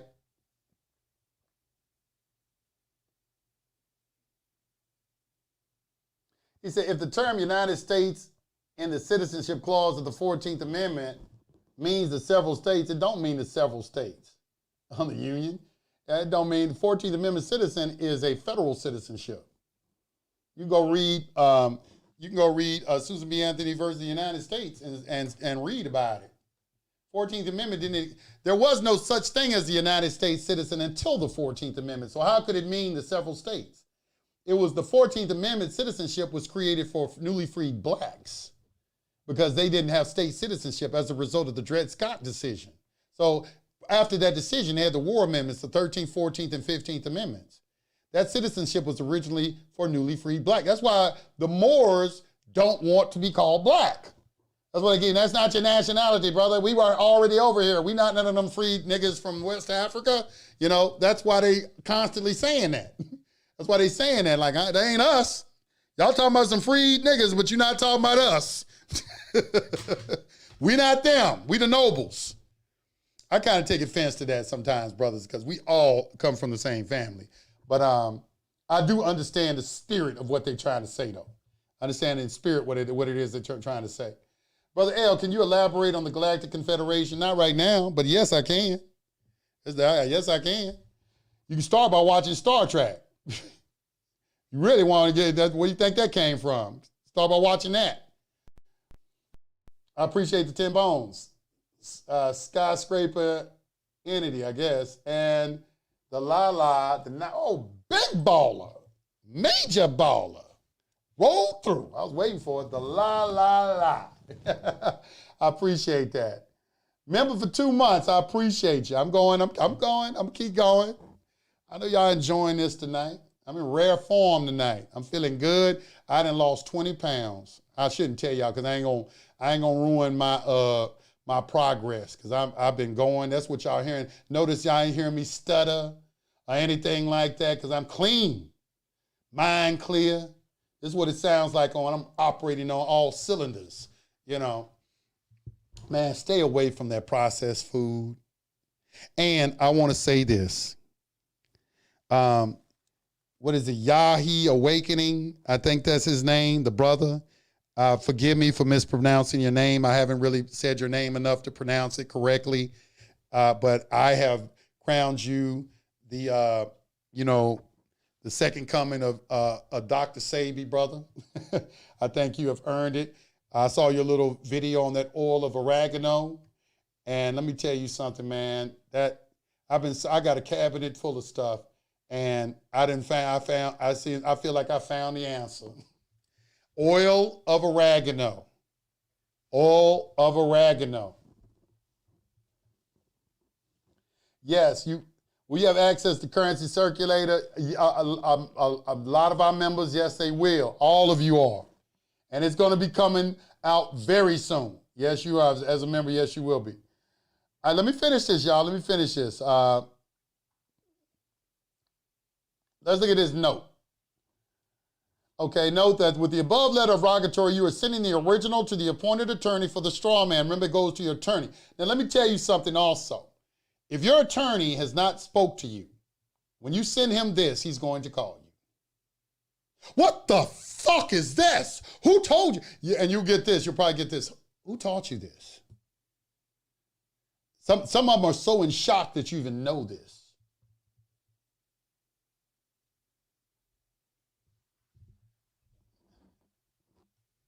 I'm gonna get that burdock root too. I'm reading it. That burdock root. I'm serious about I got some black seed oil. I take that too. But that oil of oregano, man, my whole body just felt different after that, man. And I'm losing weight every day. I do the same thing every day now. I go to the grocery store. I don't go shopping in the grocery store. I get the same thing at the grocery store every day. Go straight to the checkout. Go straight to the car. Come home. Eat that and then go back, take them pills the same time every morning, same time every night, take my vitamins. It's just the same thing every day, and every day I get the same result. 2 pounds drop off, 2 pounds drop off, 2 pounds drop off. I'm like, shit. Keep it going about 30, 40 days. Black seed oil saved my body so good. It is. Take care of your health, man. Your health is important in this, man. Y'all try to do these processes and forget there are other variables that contribute to the success of your process. It's mental, spiritual, and physical. You gotta develop all three at the same time. You can't neglect either of those. All right? He said there is a reason for this. The proper pleading is a confession and avoidance. This is an old common law pleading. The confession is essentially the acceptance for value in return for value. The avoidance is the evidence in fact that your new attorney buddy will put before the court to avoid the assumptions and presumptions and conclusions of law and fact upon which the equity court is relying in good faith, along with your ignorance, to find your straw man guilty of the charges. Time does not permit a complete explanation of this process here. Now, there is in creditors and their bonds, they give you a very thorough explanation of it in that document. And the thing about it is that you understand what he said, you're avoiding the assumptions. They operating off of presumptions, assumptions, and color of law. So you're doing a confession and avoidance, you're doing an acceptance, you're not arguing any facts. You're not trying to go to trial. Trial is to adjudicate facts. There's an argument. Well, Your Honor, he said the sky was blue. I said it's purple. We can't agree, so we need to come and you tell us which one of us is right. Well, Your Honor, he wants to keep the children on Friday and Saturday, but I want to keep them on Saturday and Sunday, and we can't come to an agreement like adults, so we need you to tell us what to do.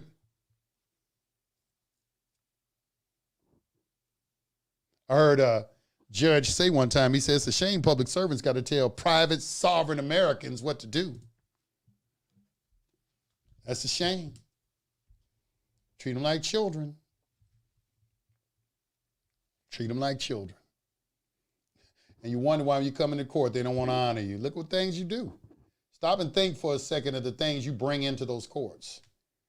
There are some judges that they are so out of, like, look at Kamala Harris. Kamala Harris, she's completely disconnected from the black community. She don't know what she ain't never been in poverty. She probably ain't never even been in the grocery store. She had to shop for you think Kamala Harris shop for groceries? Pays an electric bill? She completely disconnected to your plight. And so are some of these judges. They don't come in your neighborhoods. They don't listen to your music. They're not in your social circles. They think you crazy. A lot of them think y'all animals. And we're going to have a discussion about that.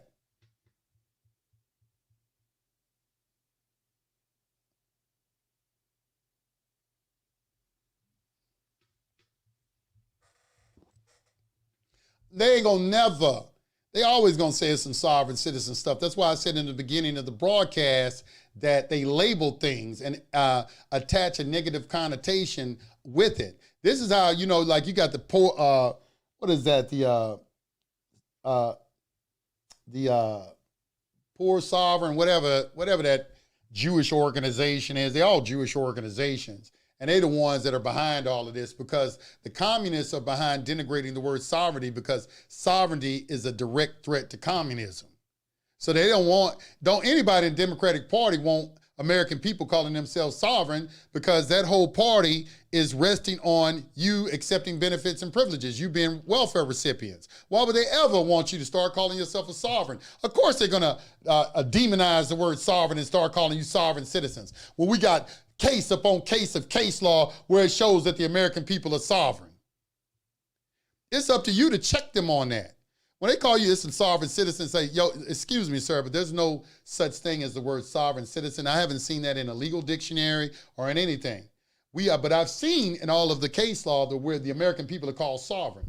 Now, do you agree with that? Oh, well, you gave up your sovereignty to the government. No, we hadn't. There's a case called Chisholm versus Georgia that addresses that fiction that you're talking about, the first Supreme Court case. It says that's a lie. The government cannot have what the people don't have. For the government to be sovereign, that power had to be delegated from the people. Sovereign. That is what the Supreme Court justices said, not me.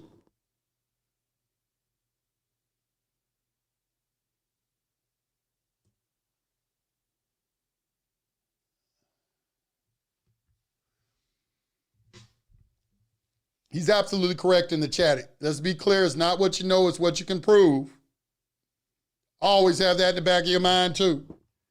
For a matter to be resolved, it must be expressed. But we're not arguing any facts. We're not arguing any facts. The avoidance is the evidence in fact that your new attorney buddy will put before the court to avoid the assumptions and presumptions and conclusions of law and fact upon which the equity court is relying in good faith, along with your ignorance, to find the straw man guilty of the charges. Time does not permit a complete explanation of the process here.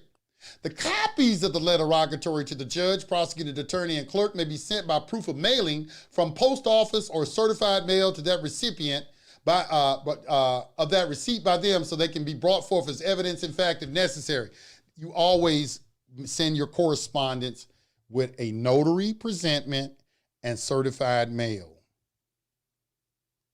because the 3811 form is evidence and a notary certificate of service is evidence. And you have that with you and you file it in court. You'll be surprised how powerful that is, just filing it.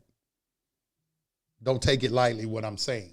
Everything, like the gentleman just said in chat, is not what you know, it's what you can prove. So you have to be, first of all, established on the record to prove that you sent something to someone and what the contents of that correspondence was. That's what an administrative process does. It establishes evidence. It's an evidence gathering tool. You should read your rules of evidence in your jurisdiction. That's some just great time spent. Just go to your rules of evidence and start reading it. I think you'll find it very interesting. Reading rules of evidence is interesting to me. Note that, okay, so where are we going? It says the copies of the letter, okay, I already got that. It says, if the appointed attorney carries out the draft request of the letter rogatory, he has indeed carried out his duties for which he, as an appointed officer of the court. If he does not carry out his duties, then the clerk, the judge, and the prosecutor are witnesses that he is incompetent and violated all his oaths and duties for which he joined the bar, the foreign court officers roster. That's why when you give him this letter of rogatory, you don't play no games with him if you decide to do this. You got to understand that your freedom is what's on the line. That attorney, once you found guilty and they put handcuffs on you and walk you through that door, you ain't going to see or hear from him again. He's going to take all that money that you paid him and he's going to buy him some coke, and then he's going to buy us some tickets down to Mexico, and he's going to get him a piece of pussy, and he's going to spend 2 weeks down there celebrating off your money while you sitting in a jail cell.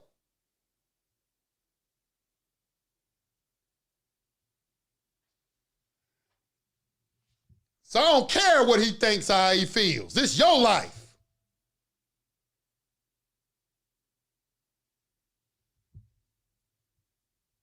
So when you present it to him, I can't do this. I'm going to say, okay, well, I need you to put in a notice of entry of appearance in on the record and put on record why you're refusing to follow my instructions.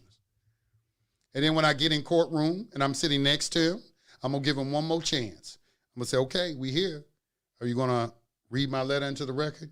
Nah, I can't really do that. I'm not going to be able to do that. You immediately stand up and say, Your Honor, counsel is refusing to follow my instructions. Therefore, counsel is no longer necessary. Counsel is hereby fired. I'll be taken over, as is my Sixth Amendment constitutionally protected right to do. And I'd like to make a part of the record the instructions I had for said counsel. And you read that letter of rogatory into the record.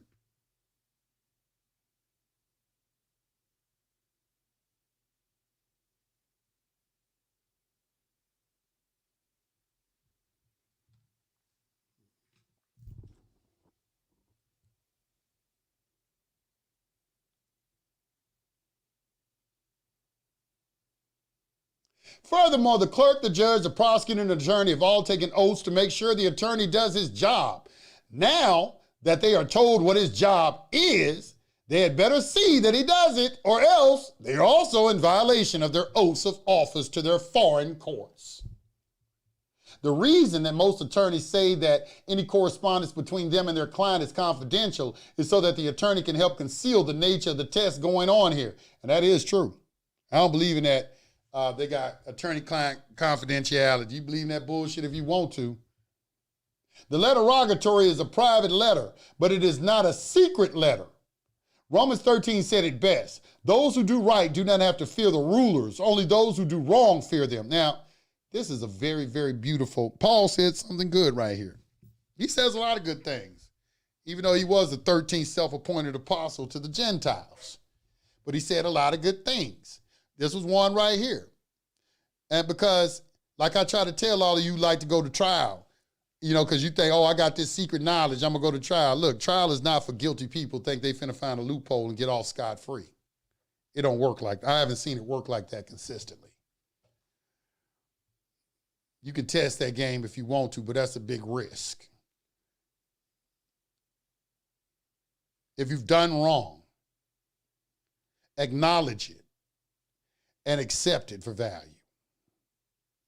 If you have not done any of the, what are the common law? Let me look at this real quick. Common law felonies.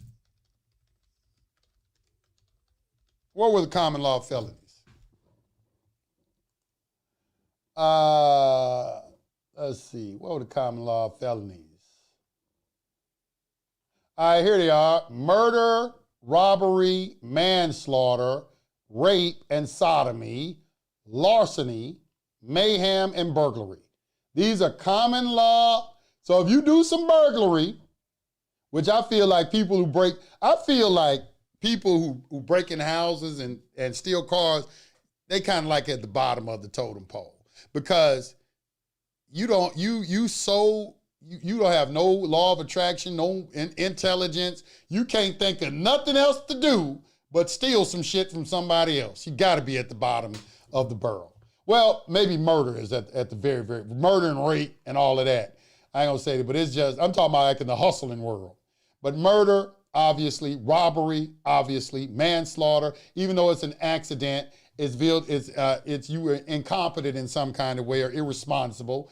Rape and sodomy, because when you're in civilized society, you have a duty to operate responsibly. Rape and sodomy, larceny, arson, mayhem, and burglary. These are actual real felonies.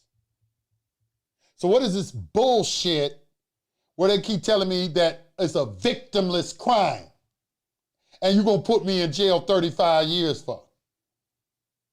When you have two consenting adults and there was no injured party. No. No. All right.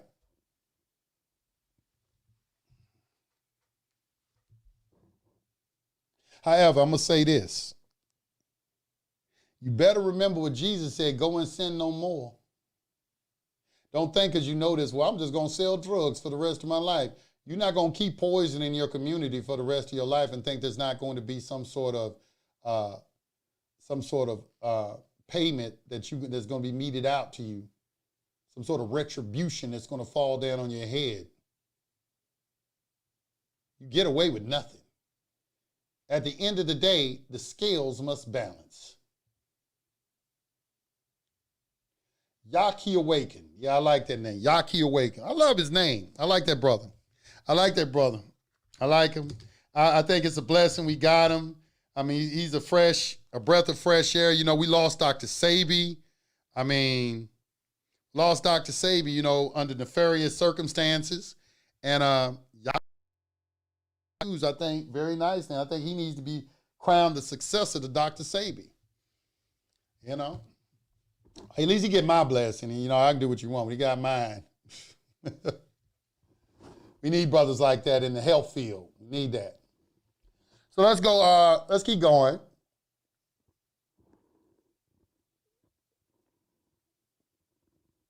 I need to try to get them on the show and interview. I used to do shows just on health and interview health people. I need to go back to doing that again, just interviewing, just doing shit. Because I didn't do all shows just on commerce, and I did shows and interview guests. We talk about health, we talk about spirituality, we talk about a lot of different things. Not just, you know, just commerce every time I came on. I think I'm gonna go back to that too. But the ruler is God's servant to help you. That's right. A king cannot rule without God's sanction. That's why the bishops are on the side of the king and the queen. But if you do wrong, then be afraid. He has the power to punish. He is God's servants to punish those who do wrong. Genghis Khan. What's that beautiful quote again from Genghis Khan?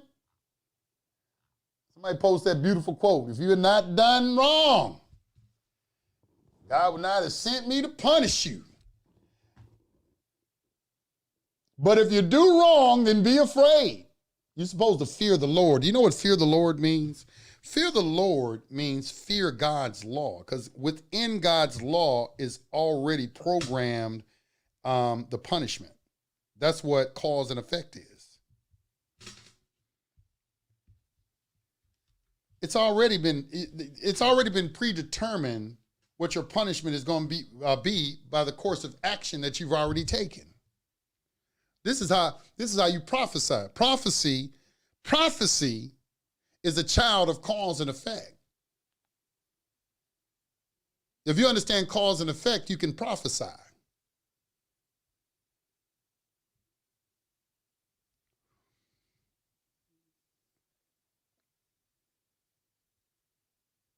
Because God is the same yesterday, today, and tomorrow. And order is a product of cause and effect. That's the reason the universe is in order, because we have cause and effect.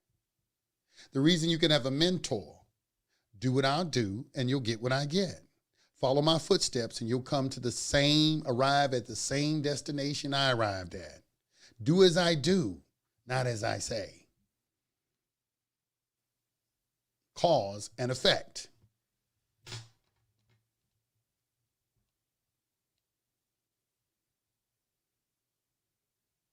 Let me read this again. The reason that most attorneys say that any correspondence between them and their client is confidential is so that the attorney can help conceal the nature of the test going on here. The letter Rogatory is a private letter, but it is not a secret letter. Romans 13 said it best. Those who do right do not have to fear the rulers. Only those who do wrong fear them. Do you want to be unafraid of the rulers? Then do what is right, and they will praise you in private, not public. The ruler is God's servant to help you. But if you do wrong, then be afraid. He has the power to punish. He's God's servant to punish those who do wrong. So you must yield to the government, not only because you might be punished, but because you know what is right. You know, I remember back when I was talking to a federal judge, and I had an affidavit of truth. And I was reading the affidavit of truth, and there was this portion in there where I was telling her, I'm like, I'm not a legal fiction, I'm not a U.S. citizen, I'm not a corporation, I'm not an ens legis, I'm not a nom de gore, I'm not this, I got a list of shit. I'm running down the whole, I'm trying to cover everything, every possible presumption that could possibly be out there. I try to incorporate it in my affidavit. And I'm just watching her as I'm reading it, and she got this frown on her face while I'm reading. She's frowning at me, just looking at me like, "Hey, I'm getting fucking through with this fucking bullshit." Kind of that kind of look on her face. And then, but I always remember I came to this one thing I said. I told her, I said, "I'm not a heathen." And when I said that, her whole, everything about her changed. She's like, she picked up my paperwork and started looking at it, started examining it. I'm not a heathen. How do you know you're not a heathen? Well, do you follow God's laws? Do you believe in God? They teach in a lot of heathen activity today in the United States of America. They turn in, and in Leviticus 25:45, they have the authority to convert a heathen into a slave. You know that, right? God allows that. Why would God offer the protection to those who don't believe in him? That's what a heathen is, a person who doesn't believe in God, who doesn't honor God. So why would you expect the protections of God and you don't honor God? Why would you expect to be wealthy and you won't allow God to utilize you to bless other people? You're not going to be a custodian of the wealth for the creator of the boundless universe. So why would he make you a custodian of wealth when God blessed people through people? Let that marinate. If this article is too much meat, do not write. Well, we don't need to read this. All right, we don't need to read that. All right, that was number one. That was the first one. So how was that? What time is it? I'm gonna do another show and do the second one, because I think that's a long reading too, and I'm gonna go through it just like that. So I'm gonna break it up into 2 shows, but that's so this is gonna be part 1, and we got a part 2 coming tomorrow on another letter of Rogatory. But I want you to go back and watch this video again, and it takes repetition. It takes about 7 times to master something, and about 10,000 hours. 10,000 hours. About 7 times to read something, though, to get a good understanding of it when you read something. And this might be new to a lot of you, but if you've ever dealt with the court system and a public defender, you all know what's going to happen. He's not going to do nothing for you but be the messenger boy to come and tell you that the prosecutor's offering you a deal. That's because you haven't given him any instructions. So give him instructions. What do you got to lose? Because if you don't, your ass is going to prison.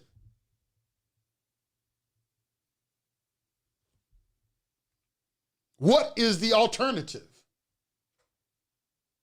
Go to trial with a public defender?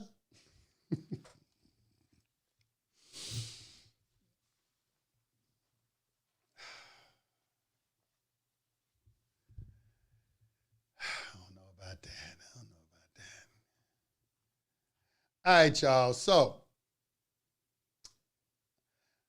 let me see what we got going on in the chat.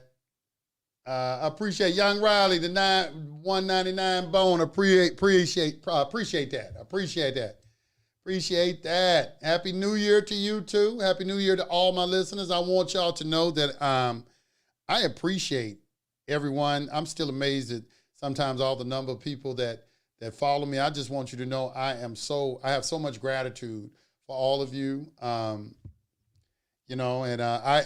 believe this, I still read every day, look up words every day. I'm still studying. I still study my ass off because I feel like if I'm not doing what I'm supposed to be doing, I'm letting you down. I feel like I'm not worthy of that membership I might not be teaching class every night because it's a lot, with the things that I do. And man, I'll be exhausted. I'm trying to get people in to help me. And it's hard because there's not a lot of people on my level. You know what I'm saying? So, and everybody wants to hear me speak. And I just want y'all to, just understand that I am a human being and I'm getting older and, things are slowing down a little bit. I'm still in good health, but, it's just, it's a lot, but I'm still, that's why I want to lose this weight and fully energize this body because that'll allow me to, I think I'll even be able to give you even better content than what I'm doing right now. And so I'm going to stay, God willing, I'll stay on this course of action and reach my desired result. It's a use if you thought on getting public servants oath of office, then getting them notarized and sending them to the Attorney General and then recording them in a case effective. I can't say yes or no to that. I wouldn't send the original oath of office. I would probably make a copy. Notaries can make certified copies. You need to learn how notaries make certified copies. What I would do is make a certified copy of it and send it to them, because all you're really doing is it's just a notice. It's a notice is what you're doing.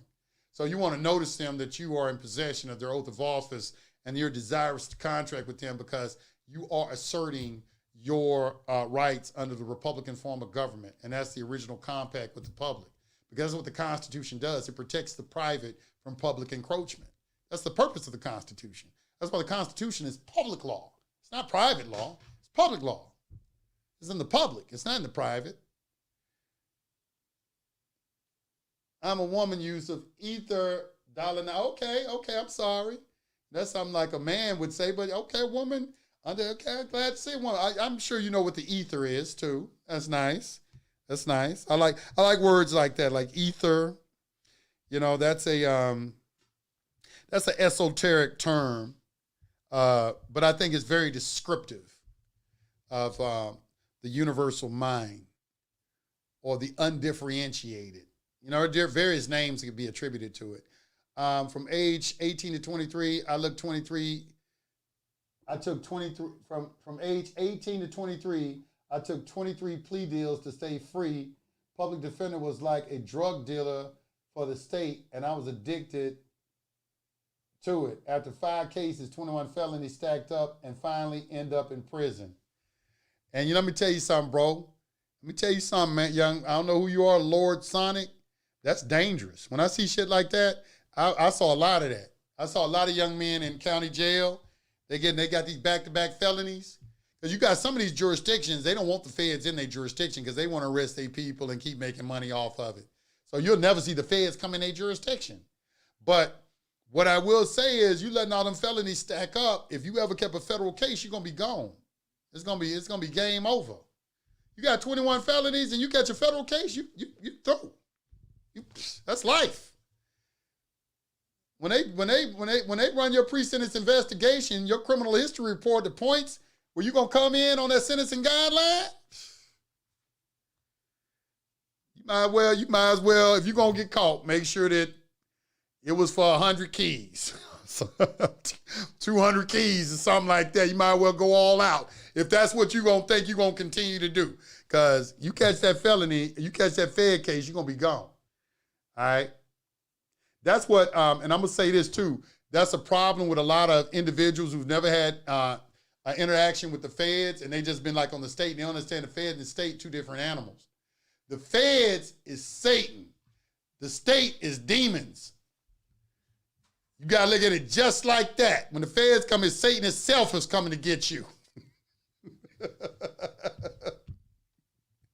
He didn't send his minions. He came to get you himself. And you're going to see it's a whole different experience, all right? Keep it going, brother. We're here. Appreciate you and support you. If you need a lifeline in Los Angeles, California, please reach out. Okay, bro? I will. Are both forms on SPC? Yes, they are. You can Google them. Just Google using the attorney as a private, international private attorney, international lawyer. Using the attorney as an international lawyer and creditors and their bonds. You can Google these, they'll pop up. And then just scroll through it, you'll see the letter Rogatory. They on the internet, they free, ain't nobody hiding nothing. You can find them on Google. But they are on SPC University too. Brother Yusuf, with my own gun case, can I close dashes, not being a secure party? Yeah, I mean, closing an account really don't have anything to do with secured party. Secured party is status correction and secured party are kind of two separate things that merge together. You need the status correction and secured party because you need the status as a private American citizen to be able to put a signature on negotiable instruments, because the public is bankrupt. So the private is where the substance is. That's how commerce operates, through signatures of private individuals. So you're giving them a notice. In fact, now, if they operating off a presumption, you're destroying that presumption. There's no certain way to do a status correction. I can't even tell you that. All I know is they just tell you got to give notice. Nope, nobody says you have to file nothing in a commercial chamber. I understand the necessity for it, but is that the only way? Doesn't say that in the UCC. You know, there are many. That's why I say you got to study principles. Remember, principles are few, methods are many. There's somebody always trying to create a new process every day. Because they want to be different and want to sell you something. And they know to do it, they got to be different. But it's the same shit under a different package. Just telling you. Feds come at you, you better get on your knees and pray. I wouldn't say do all that, but I bet you just better understand you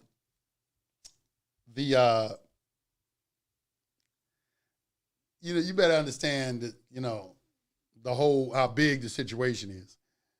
Let's see, Wallace, it's because crime pays very well.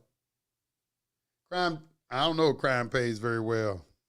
I don't think crime pays very well because you don't get away with nothing. The universe is about balancement. You think it pays well. That's why in the Bible it tells you don't honor the criminal or the evil person, because it looks like they're enjoying everything for right now. Don't get into that. Define tyranny. $10. Appreciate the 10 bones. Appreciate all your energy use. If you're welcome, you are very, very welcome. You're very, very welcome.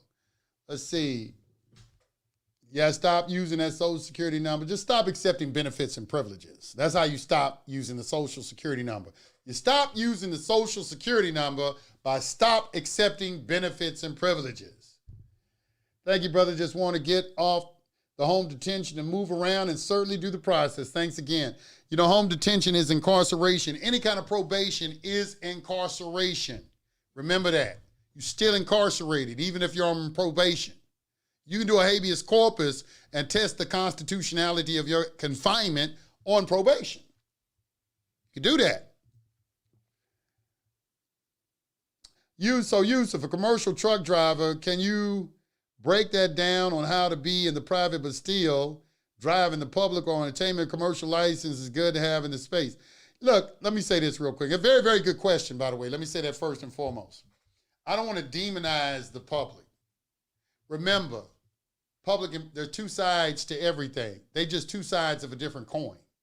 There's no good or evil associated with public or private. Really, if you really want me to get down to the brass tacks of it, we're just really talking about taxes. Are you going to pay taxes or not?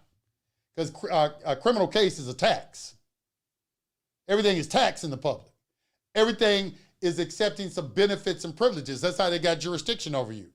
So a commercial driver's license is a benefit and a privilege.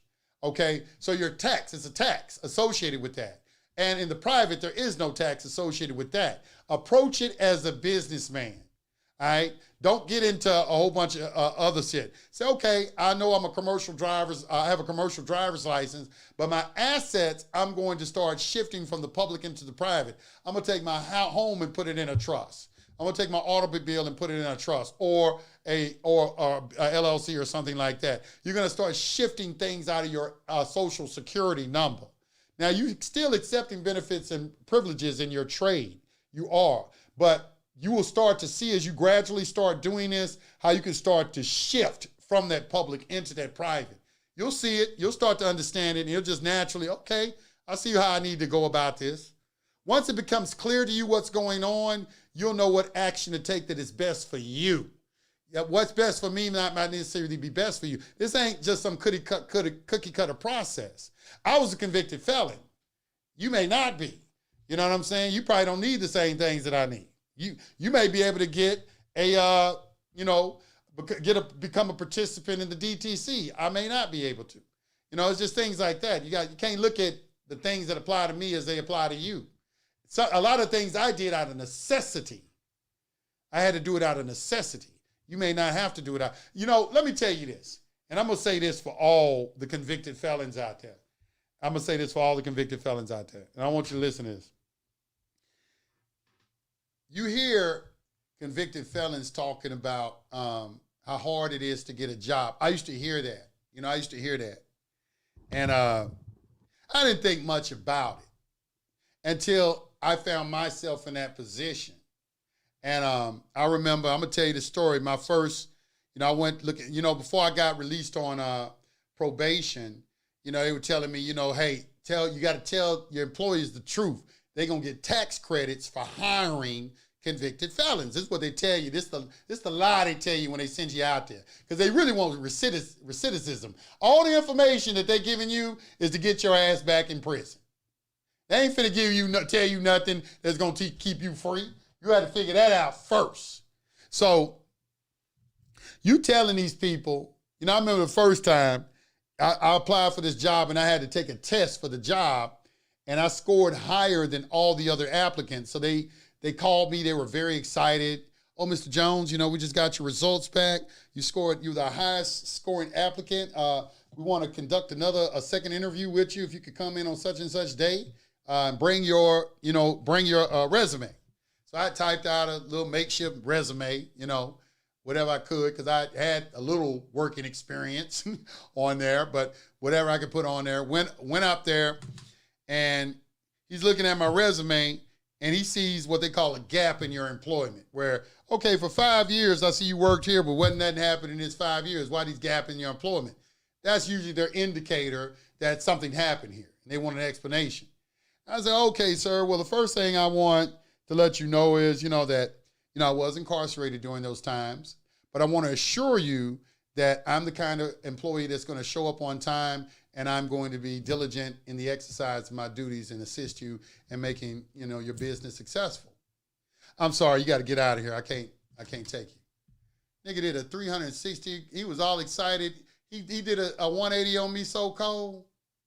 I went from the best thing since sliced bread to nigga get out of my office. So that was the first time. So, you know, I'm like, damn.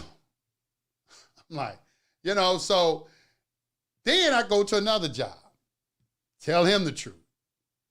He want to know what I'm doing. Oh, I can't hire you. Kept happening. Try to get a job. I'm in the university. Somebody said, well, go get a job at the university as an assistant for one of the professors. I go do that.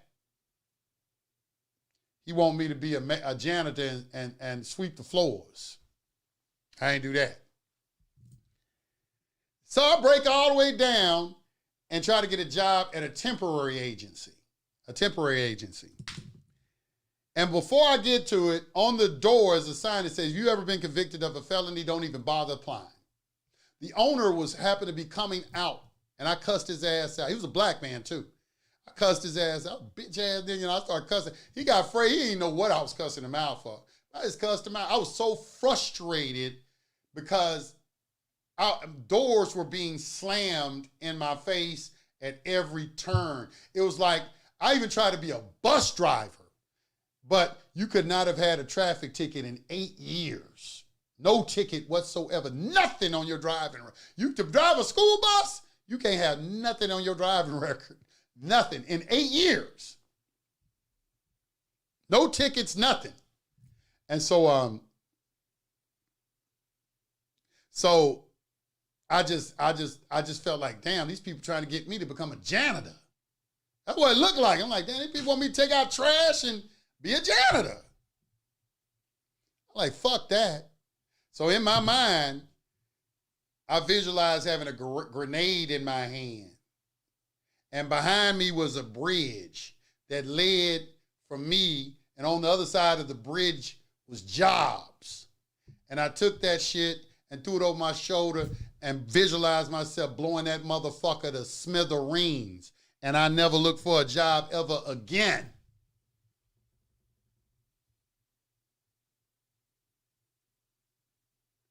Because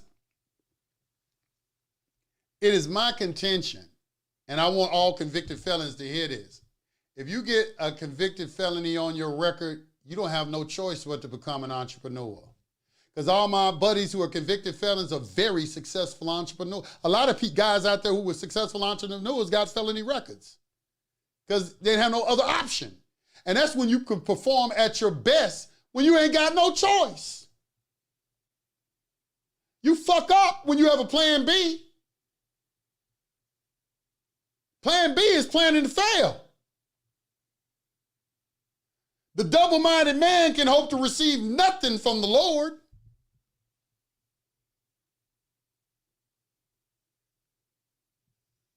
Appreciate that, BB Cashy. That 9 to the 9th power of 9. I appreciate that. I appreciate that. I appreciate that. I appreciate that. But I just wanted to put that message out there to you. And what I did after that, I started studying real estate. First, I started looking at real estate. I didn't have any money, so I looked at all the different ways. I looked at subject to. I looked at lease options. I looked at, rehabbing. I looked at, it's about 8 different things I looked at as far as, taxes, notes, note trading, all kind of things. And I came across vacant houses. And I started looking for vacant houses, and I learned how to do, and what I did was, the first thing I did, I'm gonna tell you how I did it, what I did. I didn't even have an automobile. The first thing I did is I taught myself how to do a comparative market analysis. On houses. I taught myself how to do that. And then I taught myself the after repair value formula, got that formula down. And then what I did was I started calling out and getting free estimates on things from the houses that I was looking at. I was getting free estimates. Like if it had a hazmat, like, mold, I call somebody out. I listen to him. He teach me all about it.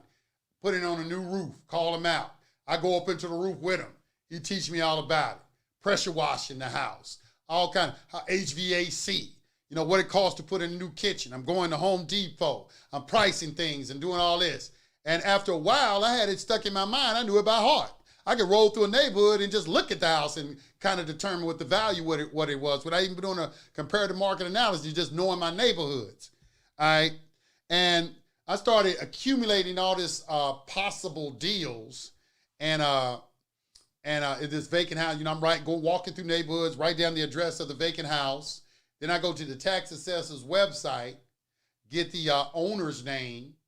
And then from there, back then, in the early days of the internet, it was pretty easy to find people. They had free yellow pages on the internet. So I would go on there, and I'd probably find about 30% of the people through that. And the rest I'd send out a letter to. And I'd send out the letter on Thursday, and all the calls would come in on Saturday. Because back then, you had to pay for your phone too. And but it was free on the weekend. So I strategically mailed out my letter because I knew the people would get on the weekend, and all the phone calls as an investor, they would come in on the weekend. So I kept doing this and finally got my first deal where I flipped a house and made about $5,000 doing an assignment of contract on a deal. And maybe I'll do a webinar on one day to show y'all how to do that. But that was I was my first, and I even showed my probation off. I was so happy. I framed that check and everything because it's my first time doing something, and it freed me. Wasn't no going back. I had a taste, and I ain't looked back since. And, I would advise you, if you're going to truly be sovereign, you need to start, the world is shifting. There's more opportunity than ever before for you to become your own entrepreneur. In the words of Rabbi Finkelstein, when you work for someone, you make somebody a partner in your business. It's always your business. An individual is a corporation soul. It's a corporate entity. A social security number is for a corporate entity. That's why it has 9 digits like an EIN number. They just make you think they're different. They just both tracking numbers, corporate entity. So you're in business whether you think so or not. You're just allowing somebody else to determine what your income is because you don't have enough faith in yourself to determine what your income is for yourself. I always say working a job is like getting off drugs. And I mean that. It's very, very similar. I've never been on drugs, so I don't know, but just seeing how I've had some habits that have been hard to break. I've had habits that have been hard to break. So I understand addiction, but I understand also the empowerment of breaking it. I've broken habits.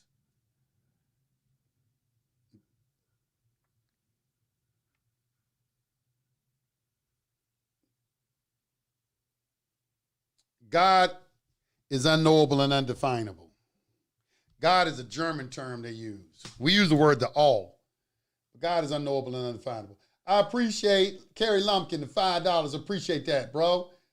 BBR Cash, he did 9 to the 99 of what God made. I appreciate it. Look, I got to get off, y'all. I want to appreciate everybody out there and, appreciate all you listeners. And I will see you on the next live. All right. Like, comment, and subscribe. Push the notification bell for all if you're not getting the notification of the shows. And let's make the channel grow. I'm trying to get to 100,000 subscribers. They trying to keep me back from my plaque, man. Y'all help me get my plaque. Share this. Share this.